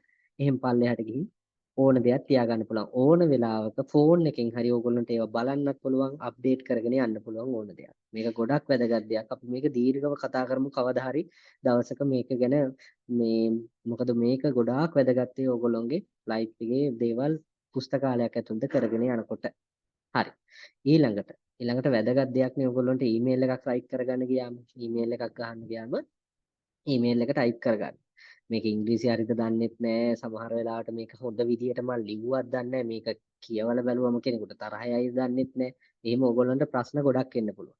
මෙන්න මේ මන් දීලා තියෙන link එකට ගියාට පස්සේ මේකෙන් එනවා AI වලින් ඊමේල් ලියා ගන්න පුළුවන් tool එක. මේ tool එක පාවිච්චි කළා මම මේකට මේ පොඩි මේ note එක මම නිකන් පොඩි note එකක් ගත්තා. ඔයගොල්ලන්ට මට හිතුණ වෙලාව කොහොමත් මදි වෙයි කියලා මම මේ පොඩි මේකක් ටයිප් කරගත්තා. මම දැන් ඊමේල් ආකෘතියටවත් හදලා නෑ මේක. නිකන් මම පොඩි ඊමේල් එකක් මේක ගැහුවේ. මේ ඊමේල් එක ගහලා මේ විදිහට ටයිප් කරලා මම මෙතන link එක කියලා URL එකක් දෙනවා. මම මේකේ කියන්නේ මම මේකේ ෆෝම් එකක් දෙනවා fill කරන්න කියලා. හරි. ඒකේ feedback එක මම මේ ෆෝම් එකක් මේකට දෙනවා ඒක fill කරන්න කියලා මම fill කරන්න තියෙන URL එකත් මේකේ දාලා ඊට පස්සේ මම මෙතන feedback එක දෙන්න ප්‍රශ්න මොනවා හරි තියෙනවා නම් අහන්න ওই විදිහට දෙන්නේ මේවා. If you have any questions please ask me. ඔය වගේ ඒවා අපි යවන්නේ නැහැ නේ එහෙම තියලා. හරි. Thank you. ඔච්චරයි. fix my email කියන එක දුන්නට පස්සේ බලන්න මොකද්ද වෙන්නේ කියලා. මෙතන එයා පිළිවෙලට email එක හදනවා. මේක එයා හිතනවා මේ යවන්නේ මේ මට කියලා. හරි. ඒක වෙනස් කරගන්න තමයි යවන ඕන කෙනෙකුට. මෙයා පැහැදිලිවම අර මේ ලියලා තියෙන ඒවා වෙනස් කර කර ලස්සනට email එක පිළිවෙලට හදලා දෙනවා. හරි. මේ දැන් මෙතනදී මං ලියපු දේවල් වල බලන්නකො මෙයා මට link එක මුකුත් දාලා නැහැ. හරි. link එක ඒ වගේ දාලා නැහැ. එකක් තමයි මේ link එක දාන්න නැති හේතුව මම ඕගොල්ලන්ට කියන්නම්. නැහැ. මේකේ link එක ගැන ලියලත් නැහැ. ඒකට හේතුව තමයි මම මේ දීපු link එක වැරදි. මේක form එකක link එකක් නෙමෙයි. මතක තියාගන්න. මේකේ form එකක link එකක් හරියට දුන්නට පස්සේ මේක rewrite කරලා දෙනවා. හරි. ඒ කියන්නේ AI වලට ඒක කරන්න පුළුවන් බලමු ඒක වෙයිද කියලා. අපි මේ form එකේ URL එකක් දුන්නා. හරි. form එකේ URL එක දුන්නට පස්සේ දැක්කද එයා ආපහු rewrite කරලා දෙනවා ලස්සනට form එකේ link එකක් දාලා. ලස්සනට. එතකොට මොන හරි ප්‍රශ්නයක් තියෙනවා නම් අහන්න. ඒ වගේ දේවල් අපිට ආයි එහෙම type කරන්න ඕනේ. නිකන් type කරලා fix my email දුන්නා ලස්සනට ඔක්කොම එනවා. මෙහෙම. දැන් තමයි email එක හරියට හැදිලා ආවේ. හරි. form එක හරියට හැදිලා ආවේ. දැන් මේ යවන කෙනාට මෙන්න මෙතන යවන කෙනාගේ නම දාන්න තියෙනවා. මගේ විස්තර ටික මේ විදිහට දාලා විස්තර දාලා මම මෙතන ෆෝම් එකක් එවනවා මෙහෙම fill කරන්න. මේක copy කරගෙන අපිට අරගෙන කොහෙට හරි අඩුපාඩු තියෙන ඒවා හදලා දාන්න පුළුවන්. ඊටාම සරලව පාවිච්චි කරන්න පුළුවන් tool එකක්. මේක pilot post කියලා වෙබ්සයිට් එකක්. මම ඒකේ link එකත් ඔයගොල්ලන්ට දාන්න. ඊළඟට Grammarly කියන්නේ AI tool එකක්. ඉතා වැදගත් tool එකක්. මේ AI tool එක පාවිච්චි කරලා Grammarly කියන එක උඩ ක්ලික් කරාට පස්සේ ඔයගොල්ලන්ට යන්න පුළුවන්. මේ වෙනකොටත් ගොඩක් දෙනෙක් Grammarly කියන එක දන්නවා. ඕගොල්ලොන්ට ඕගොල්ලොන්ගේ email එක පාවිච්චි කරලා නිකන් free account එකක් හදාගන්න පුළුවන් Grammarly වල. මම ඒක free account එකක් හදන තැනත් පෙන්නන්නම්. Grammarly කියන එකට ගියාට පස්සේ මෙන්න මෙතන get Grammarly මේ මෙතනින් අහනවා get Grammarly මෙන්න මේ වගේ free account එකක් හදාගන්න පුළුවන්. මේකෙන් login වුණාම නැත්තම් මෙන්න මෙතන click කරාට පස්සේ email එක මෙතන දෙන්න තියෙන්නේ. නැත්තම් email එකෙන් log වෙන්න free account එකක් හදාගෙන මෙන්න මේ apps කියන එකට ගිහිල්ලා මෙන්න මෙතන install කියලා බටන් එකක් පෙන්නයි. මේක click කරලා computer එකටත් ඕනනම් install කරගන්න. මෙන්න මේක අනිවාර්යෙන් කරන්න. Grammarly Pro Chrome. එතකොට මේ web browser එකට මෙන්න මේ තියෙන්නේ මගේ Grammarly එක. ඔයගොල්ලන්ට පේනවා ඇති. මේ Grammarly කියන එක තමයි මේ තියෙන්නේ. මට මේක click කරලා install කියන එක දුන්නම Grammarly කියන එක බලා ගන්න පුළුවන්. ඊළඟට මට ඕන නම් ෆෝන් එකටත් දාන්න පුළුවන්. මම ෆෝන් එකෙත් දාගෙන තියෙන්නේ. මගේ මැසේජ් එකක් ටයිප් කළත් ඒ අඩුපාඩු ඔක්කොම ඉංග්‍රීසි අඩුපාඩු තියෙනවා නම් ඒකෙන් හදනවා. හරි. Grammarly පාවිච්චි කරන්න අනිවාර්යෙන්ම free tool එකක්. ඒක පාවිච්චි කරන්න සල්ලි දීලා ගන්නම ඕන නැහැ. හරි. free පාවිච්චි කරන්න ඕගොල්ලන්ට මේක ඉතාම වැදගත් වෙයි. මොකද අඩුපාඩු ඉංග්‍රීසි වල අඩුපාඩු ටික හදලා පිළිවෙලට සකස් කරලා දෙනවා. ඊළඟට Google Calendar. ඕගොල්ලෝ දැන් මේ office management tool ටික අනිවාර්යයෙන්ම කරන්න Google Calendar එක පාවිච්චි කරන්න. මෙතෙක් පාවිච්චි කරලා නැත්නම් පටන් ගන්න Google Calendar එක පාවිච්චි කරන්න. Google Calendar එක පාවිච්චි කරන්න හරි ලේසියි. මම ඕගොල්ලන්ට මේ Calendar එකේ මගේ Calendar එක open වෙනවා. මම මගේ අනිත් free account එකේ Calendar එක අරගන්න. ඒතකොට මුකුත් නෑ විස්තර. කැලෙන්ඩර් එකේ මෙන්න මේ වගේ එකක් තමයි පෙන්වන්නේ. මොබයිල් ෆෝන් එකෙනුත් කැලෙන්ඩර් එක ගන්න පුළුවන්. මේ විදියට දැන් මට අද දවසේ වැඩක් තියෙනවා නම් මම ඒකට මෙන්න මෙතන ඕන තැනක් මෙහෙම ක්ලික් කරාට පස්සේ මට එනවා ඒ වැඩේ ගැන දාන්න. හරි? මම වෙබිනා කියලා දෙන්නම් මෙතෙන්ට. වෙබිනා කියලා දීලා මම මේ පෝස්ට් එක හදනවා. මට මගේ තියෙන වැඩේ මම හදනවා. හරි? කරන්න තියෙන මේක මට ඉවෙන්ට් එකක් සම්බන්ධ වෙන්න තියෙන වෙබිනා එක කවදද තියෙන්නේ මම මේක උඩ ක්ලික් කරාම කවදද තියෙන්නේ 5 වෙනිදා එතකොට කවදා වෙනකන්ද මේක පුල් දවසෙමද මම මේ ටික් එක දානවා ටික් එක දැම්මන් පස්සේ සම්පූර්ණ දවසේ නෙමෙයි මට මේ වර්ක්ෂොප් එක තියෙන්නේ කීයටද උදේ මෙහෙම මට සිලෙක්ට් කරන්න පුළුවන් උදේ 10 ඉඳලා උදේ 11 වෙනකම් ඊට පස්සේ මේක නැවත තියෙන එකක්ද එහෙම නැත්තම් නෑ කියලා දෙන්න. දිනපතා තියෙනවා නම් දිනපතා වෙනස් කරන්න පුළුවන්. ඊට පස්සේ කවුරු හරි සම්බන්ධ කරගන්න ඕනද මේ වැඩේට ඒකත් මෙතෙන්ට දෙන්න පුළුවන්. එහෙමත් ඕනේ කොහෙද තියෙන්නේ ඒක දෙන්න පුළුවන්. ඒ ටික දාලා මේ විස්තර ටික දාලා ඔයගොල්ලන්ට මෙන්න මෙතන තියෙන more option කියලා එකක් තියෙන්නේ. මේක ක්ලික් කරන්නකෝ. මේක ක්ලික් කරාට පස්සේ අහනවා මෙයා notification එකක් ඕනද මතක් කිරීමක්. විනාඩි 30කට කලින් මතක් කිරීමක් තියෙනවා. තව ඕනනම් ඕගොල්ලන්ට පුළුවන් add notification කියලා විනාඩි 10ට කලින් මතක් කිරීමක් කරන්න. ආය අවශ්‍ය නම් මේ වෙලාවල් අඩු කරගන්න. මෙහෙම දීලා මෙතනින් විස්තරයක් තියෙනවා නම් දීලා මේක සේව් කරන්න. දැන් මට ෆෝන් එකට නොටිෆිකේෂන් එකක් එනවා මෙන්න මේ වැඩේ කරන්න තියෙනවා. තමන්ගේ දවසේ තියෙන කටයුතු මේ විදියට දාගන්න. මම මේ AI ගැනම කතා කරාට මේකේ ඇතුලේ නම් AI ඇත්තටම මේ විදියට පාවිච්චි කරනව නෙවෙයි. කෙලින්ම ඩිරෙක්ට් AI නෙවෙයි. නමුත් ඕගොල්ලෝගේ ප්‍රොඩක්ටිවිටි එක දියුණු කරන්නනේ අපිට ඕන හැමෝගෙම. ඕගොල්ලෝ කරන වැඩ සාර්ථකව කරන්න සහ ඉක්මනට කරන්න කාටවත් වැරද්දක් නොකියන්න වැඩ කරන්න. ඒකට තමයි මේක හඳුන්වලා දෙන්නේ. හරි. ඊළඟට කැලෙන්ඩර් එක පාවිච්චි කරන්න අනිවාර්යෙන් ඒක තාම වැදගත් වෙයි. ඊළඟට අන්තිමට මම කතා කරන්නේ ඕගොල්ලන්ට අවසාන හරිය දැන් ඉන්නේ කතා කරන්නේ ඕගොල්ලන්ට ටාස්ක් මැනේජ්මන්ට් ටූල් එකක් පාවිච්චි කරන්න ඕන. ඒකට ඕගොල්ලන්ට Google Task කියන එකට යන්න පුළුවන්. Google එකේ ටාස්ක් මැනේජ්මන්ට් එකට මේ වගේ ඕගොල්ලන්ට ටාස්ක් කියලා එකක් ඕපන් නේ Google එකේ. මේකට ගියාට පස්සේ මෙන්න මෙතන තමන් කරන්න තියෙන වැඩ. හරි? මේ මොකක් හරි වැඩක් තියෙනවා නම් ඒ වගේ තමන් කරන්න තියෙන වැඩ ටාස්ක් එක විදියට add to task කියන එක දාලා මම මේකටත් මේ වෙබිනා කියලා දෙන්නම් ඩීටේල්ස් මෙතන ටයිප් කරගන්නවා දිනේ වෙලාව දෙනවා දිනය වෙලාව දෙනවා මෙහෙම දිනයයි වෙලාවයි ඕකේ කරලා මම මේක මෙහෙම තියනවා දැන් මගේ එක ටාස්ක් එකක් ඉවරයි හරිද දැන් මට පුළුවන් මෙතනින් මේකේ account එක මාරු කරලා මම ඔයගොල්ලෝ පෙන්නන්නම් ටාස්ක් මම මේකේ ටාස්ක් හදන්නේ නැහැ. ඇත්තටම මම මේක මොබයිල් එක කනෙක්ට් කරලා මොබයිල් එකේ ඔයගොල්ලන්ට පෙන්වන්න හිටියා. කාල වේලාවන තින්න මම ඒක කරන්න යන්නේ නැහැ. එතකොට මේ මෙන්න මෙතන ටාස්ක් මේ තියෙන. මෙතන මේ ටාස්ක් කියන තැන ක්ලික් කරලා අර විදිහට වෙබිනා කියන එකට යන්න. මෙතනින් දිනේ දාගන්න. මෙතනින් මෙහෙම ගන්න ඕකේ කරන්න දැන් එකක් ඉවරයි මේකේ Tamanට තියෙන ටාස්ක් එක කරලා ඉවර වුණාට පස්සේ ඕගොල්ලන්ට පුළුවන් මේ ටික් එක දාන්න. එතකොට මෙයා පෙන්නනවා කම්ප්ලීට් කරපු වැඩක් තියෙනවා. දිනපතා හැමදාම උදේට ඕගොල්ලෝ මෙන්න මේකට ලොග් වෙලා ෆෝන් එකේ ලස්සන ඇප් එකක් තියෙනවා ඒකට. මට මේ කාලය නැහැ ඇත්තටම පෙන්වන්න පුළුවන්කම පොඩි වෙලාවක් ආවොත් රික්වෙස්ට් එකක් හරි ආවොත් මම පෙන්වන්නම් කොහොමද ඒවා ටාස්ක් එක පිළිවෙලට ෆෝන් එකේ හරිම ලේසි හදාගන්න පිළිවෙලට මේ විදියට එතකොට ඕගොල්ලෝගේ වැඩ අමතක වෙන්නේ නැහැ. දිනපතා දවසට අවශ්‍ය කරන වැඩ ටික පිළිවෙලට ඕගොල්ලන්ට හදාගන්න පුළුවන්. කවදා කරපු වැඩද කියලා බලන්නත් පුළුවන්. ඒක ඊටාම් වැදගත්.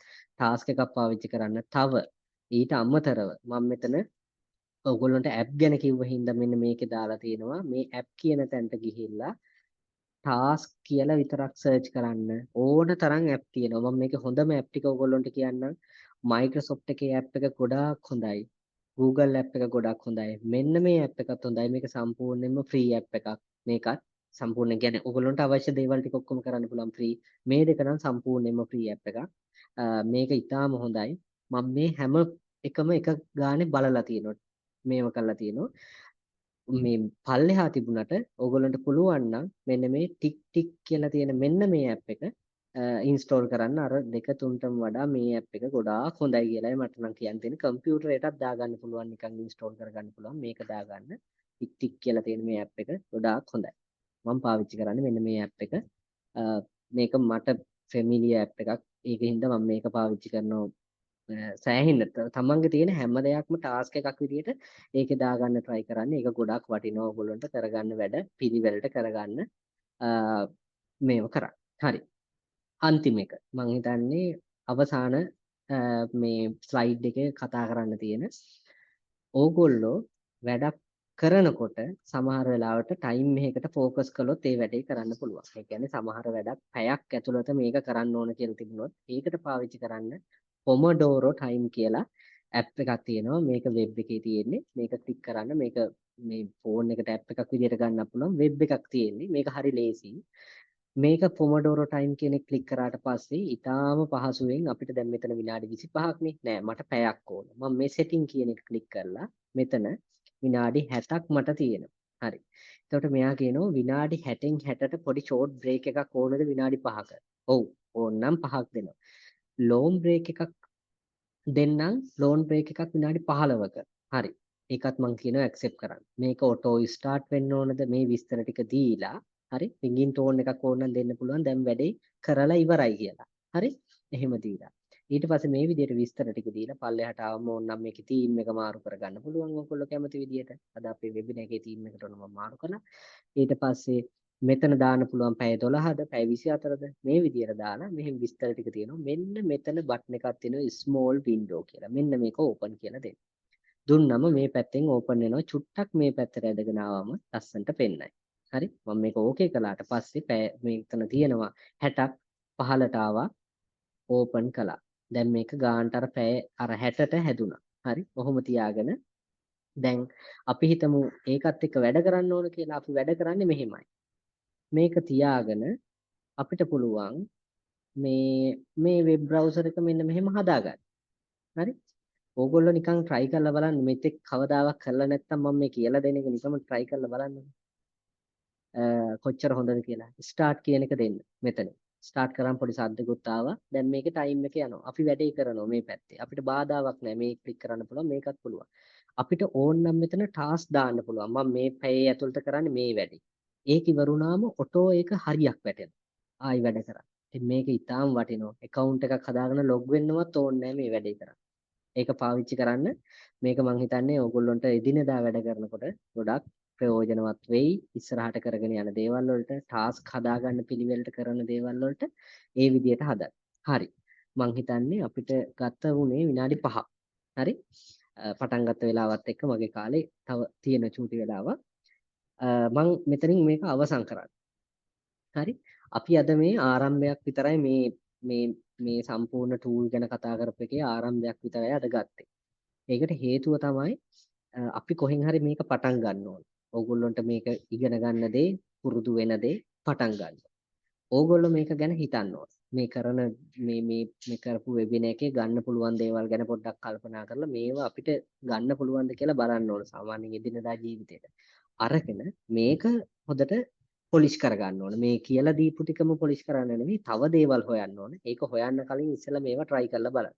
එතකොට මේ අපිට මේ පුස්තකාලාධිපති සංගමයෙන් ඇත්තටම බලාපොරොත්තු වෙන්නේ ඕගොල්ලෝගේ දියුණුවක්. මම හිතන්නේ මීට අවුරුදු 5ක් විතර කාලයක් කට කලින් තමයි වගේ වෙබිනාර් එකක් හරි මෙහෙම දෙයකට සූදානම් කරන්න මේ කාල වේලාවත් එක්ක සමහරට හම්බෙලා තියෙන්නේ. අපි ඉස්සරහට දිගට ඒ වගේ කටයුතු කරගෙන යමු. මොකද ඕගොල්ලෝ බල ගැන්වෙනවා කියන්නේ ඕගොල්ලොන්ට පුරුදු වෙනවා කියන්නේ පුළුවන් වෙනවා කියන්නේ ඒක සමස්ත මේ ඉන්න ශිෂ්‍ය ප්‍රජාවටම සහ ආචාර මණ්ඩලයට ඒ වගේම තමයි ඕනම ආයතනයක ඉන්න ප්‍රධානියෙක් ඉඳලා හැම කෙනාටම ඕගොල්ලෝ තමයි එකම සම්පත. ඒකින්ද මොකද පුස්තකාලාධිපති කෙනෙක් ගාවට එන්න කලින් ඕගොල්ලන්ට මේ ප්‍රශ්නේ විසඳ ගන්නත් පුළුවන් නම් ඒක ඊටාම හොඳ තත්වයක්. හරි? ඒක නිසා ඒකේ අරමුණ ඇතුව තමයි මේක ආරම්භ කළේ. එකක් ඕගොල්ලන්ට සතුටින් කියන්න ඕන මම පෙන්නපු ටූල් සෙට් එකම. හරි? software engineersලා හදපුවා නෙමෙයි. හරි? ඒ tools ඔක්කොම ඔය chat GPT පාවිච්චි කරලා අපේ library වල වැඩ කරගන්න ඔක්කොම tools හදලා තියෙන්නේ අපිමයි. පුස්තකාලාධිපතිවරුමයි. සර් මේ පුස්තකාල විද්‍යාව උගන්වන සර් කෙනෙක් හදලා තියෙනවා. ඒ වගේම මම හදලා තියෙනවා tools ගණනාව. තව ඉස්සරහට තෙන්න නියමිත tool ගණනාවකුත් තියෙනවා. තම අවශ්‍යතාවය අනුව නිර්මාණය කරන පුස්තකාල වෙනුවෙන්. එතකොට මේව හැදුවේ software engineers වල නෙමෙයි. අපි හැදුවේ. ඒ කියන්නේ පුස්තකාලාධිපතිවරුන්ටත් මේ IT වල field එකේ වැඩ කරන්න බැරි නෑ. ඕන කෙනෙකුට Tamanට අවශ්‍ය කරන දේ ඉගෙන ගන්න ඕන නම් ඉගෙන ගන්න පුළුවන්. ඕන කෙනෙකුට ඒ අවශ්‍ය කරන support එකක් ඕන නම් ඕන වෙලාවක ඕගොල්ලන්ට පුළුවන් මට email කරන්න. මොනවා හරි email එකක් මේ එවන්න මේකේ අවශ්‍යතාවයක් තියෙනවා නම් කියනවා නම් මොකක් හරි දෙයක් ඕගොල්ලෝ දැනගන්න තියෙනවා නම් email එකක් එවන්න අනිවාර්යයෙන්ම reply කරනවා. ඕගොල්ලෝ හිතන විදිය එකතු කරන්න. ඒක තමයි මම linking your thinking කියලා කියන්නේ. හැම එකෙම මම මේ කියනවා AI මනුස්සයත් එක්ක එකතු වෙලා අපේ මනුස්සයාගේ දේවල් ටික AI අරගත්තොත් ඇත්තටම මේ heart එකේ තියෙන දේවල් AI ගත්ත දවසට මනුස්සයා AI වල වෙනසක් නැති වෙන්න පුළුවන්. හරි? නමුත් ඒ දේවල් තාම නැහැනේ. අපි වැඩ කරන්නේ හදවතත් එක්ක. එතකොට හදවතින් හිතලා ළමයෙකුට උදව් කරනකොට අපේ ගාව දයාව අනුකම්පාව හැම දෙයක් එක්කම වැඩ කරන්නේ. තාක්ෂණයෙන් බලගැන්විච්ච කෙනෙකුට ඒ වගේ හදවතින් වැඩ කරන ඒ වගේ හැමෝටම සෙනෙහසින් හැමෝටම තොරතුරක් ලබා දෙන්න ඕන කියන තොරතුරු පිපාසයෙන් ඉන්න ඕන කෙනෙකුට උදව් කරන අරමුණින් වැඩ කරන ඕගොල්ලොන්ට තාක්ෂණිකව බලගැන්නුනොත් මේ ලෝකේ ඕනම දෙයක් කරන්න. හැමදෙනාට මේ හැකියාව ලැබේවා කියලා ප්‍රාර්ථනා කරනවා. විශේෂයෙන් මේ මම මෙතනින් ස්තුති කරලා ඔයගොල්ලන්ට ප්‍රශ්න අහන්න අවස්ථාවක් දෙන්න. මේ දේවල් සංවිධානය කරපු මේ සම්පූර්ණයෙන්ම මේ වෙබිනා එක නැත්තම් ඕගොල්ලන්ට මේ වෙබ් සම්මන්ත්‍රණය සංවිධානය කරපු ඕගොල්ලන්ගේ පුහුණු නිලධාරී තුමිය මේ ආචාර්ය අපේ මිස්ටත් ඒ වගේම අනිත් මේ සම්බන්ධ වෙලා තියෙන මේ මාව හඳුන්වා දීමට කටයුතු කරපු මේ ඕගොල්ලෝ පිළිගත් සමන් නිලංගරත්න පුස්තකාලාධිපතිතුමාට ඒ වගේම මෙහෙවපු ත්‍රිශාලා මෙනවියටත් මගේ හදපිරි මේ ප්‍රණාමය පුද කරනවා. ඒ වගේම ඔබ හැම දෙනාටමත් බොහොම ස්තුතියි. ඕනම ගැටලුවක් මොනවා හරි තියෙනවා නම් දැන් අහන්න පුළුවන් ඕන කෙනෙකුට අහන්න පුළුවන්.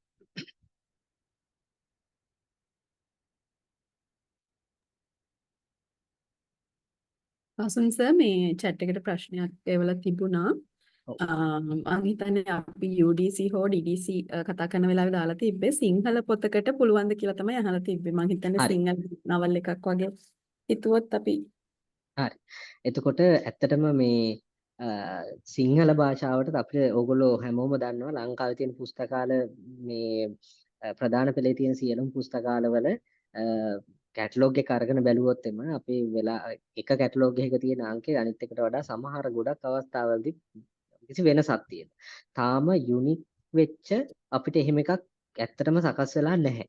මේ ලංකාවට. ඒ කියන්නේ සකස් වෙලා තියෙන ඒවා අපි කියන්නේ ඔය සෙන්ට්‍රලයිස් සිස්ටම් එකක් විදිහට තියෙන්න ඕන.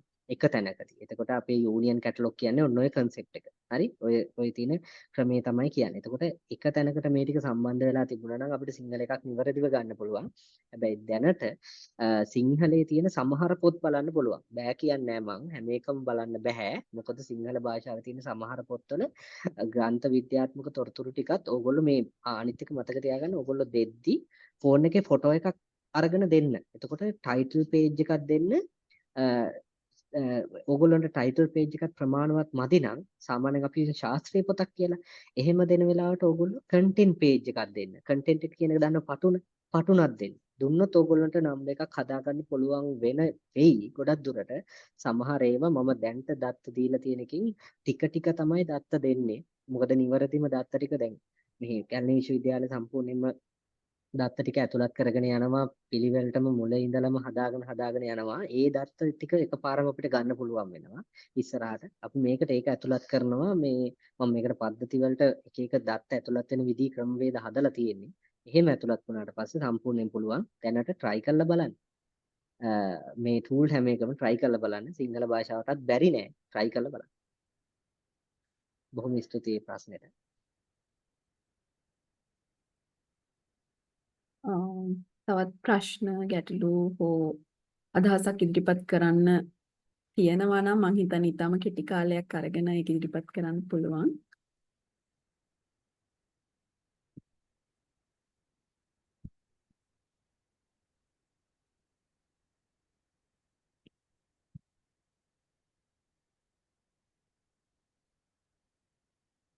ගොඩක් දෙනෙක් ගිලිමුනේ ප්‍රසන්ටේෂන් එක ෂෙයා කරන්න කියන එක. මම හිතන්නේ අපිට ඊමේල් ඇඩ්‍රස් ටික chat box එකට දාලා නැත්නම් ඔබ දැනටත් මම ඉල්ලීමක් කරනවා තමන්ගේ ඊමේල් ඇඩ්‍රස් එක chat box එකට දාන්න. එතකොට අපිට පසු කාලීනව කියන්නේ අද දවසේ ඇතුළත හෝ හෙට දවසේ ඒක ලබා දෙන්න පුළුවන්. නැවතත් සිංහල පොත් කැටලොග් කරන්න පුළුවන්ද කියන ප්‍රශ්න තමයි අහුවේ. ඒකට තමයි අපි පිළිතුරු ලබා දුන්නේ.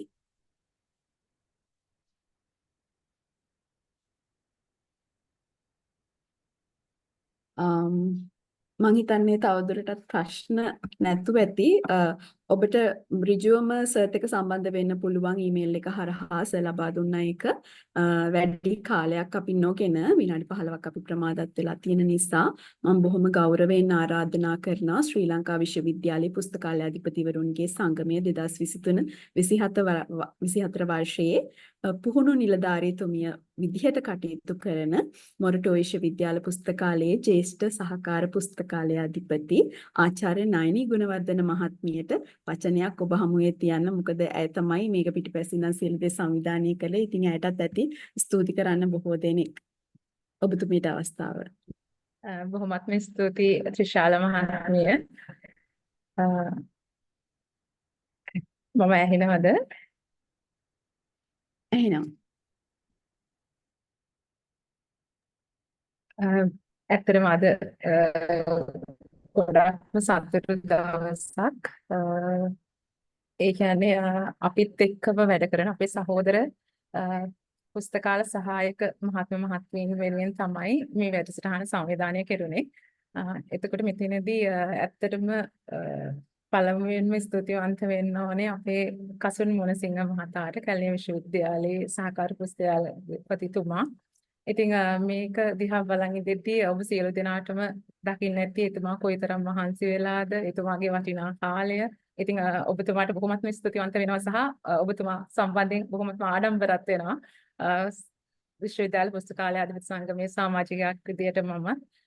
ඉතින් ඊළඟට ඔබට මේ අවස්ථාව ලබා දුන්නේ. ඒ කියන්නේ ඔබට මේ සම්බන්ධයෙන් සම්බන්ධ වෙන අවස්ථාව ලබා දුන්න අපේ සියලුම විශ්වවිද්‍යාලවල පුස්තකාලාධිපතිවරුන්, සර්ලා, මැඩම්ලා, ඒත් එක්කම ඔබේ අංශ ප්‍රධානීන් එතුමියන්ලටත් බොහොමත්ම ස්තුතිවන්ත වෙනවා. ඔබට මේ සඳහා අවස්ථාව ලබා දුන්නට, ඔබව සේවයෙන් මේ වෙලාවේ රිලීස් කරලා මේ දැනුම උපකාර කරගන්නට අවස්ථාව ලබා දීම සම්බන්ධයෙන් ඒත් එක්කම අපේ ශ්‍රී ලංකා විශ්වවිද්‍යාල පුස්තකාලයාධිපතිතුරුන්ගේ සංගමයේ සභාපතිතුමිය ඇතුළුව කාර්ය මණ්ඩලයේ සියලුම දෙනා බොහොමත්ම ආදරෙන් මතක් කරනවා. මොකද ඔවුන්ගේ අවවාද උපදෙස් සහ ඒ ලැබුණු සහයෝගය ගැන බොහොම කෘතඥපූර්වක වෙනවා. ඒත් එක්කම ඔබ මෙතෙන්ට සහභාගී නොවුණා නම් අපිට මෙච්චර සාර්ථකව මේ දේ කරන්න ලැබෙන්නේ නැහැ. ඉතින් ඔබේ සහභාගීත්වය බොහොමත්ම අගය කරනවා. බොහොමත්ම ස්තුතියි ඔබ සියලුම දෙනාට.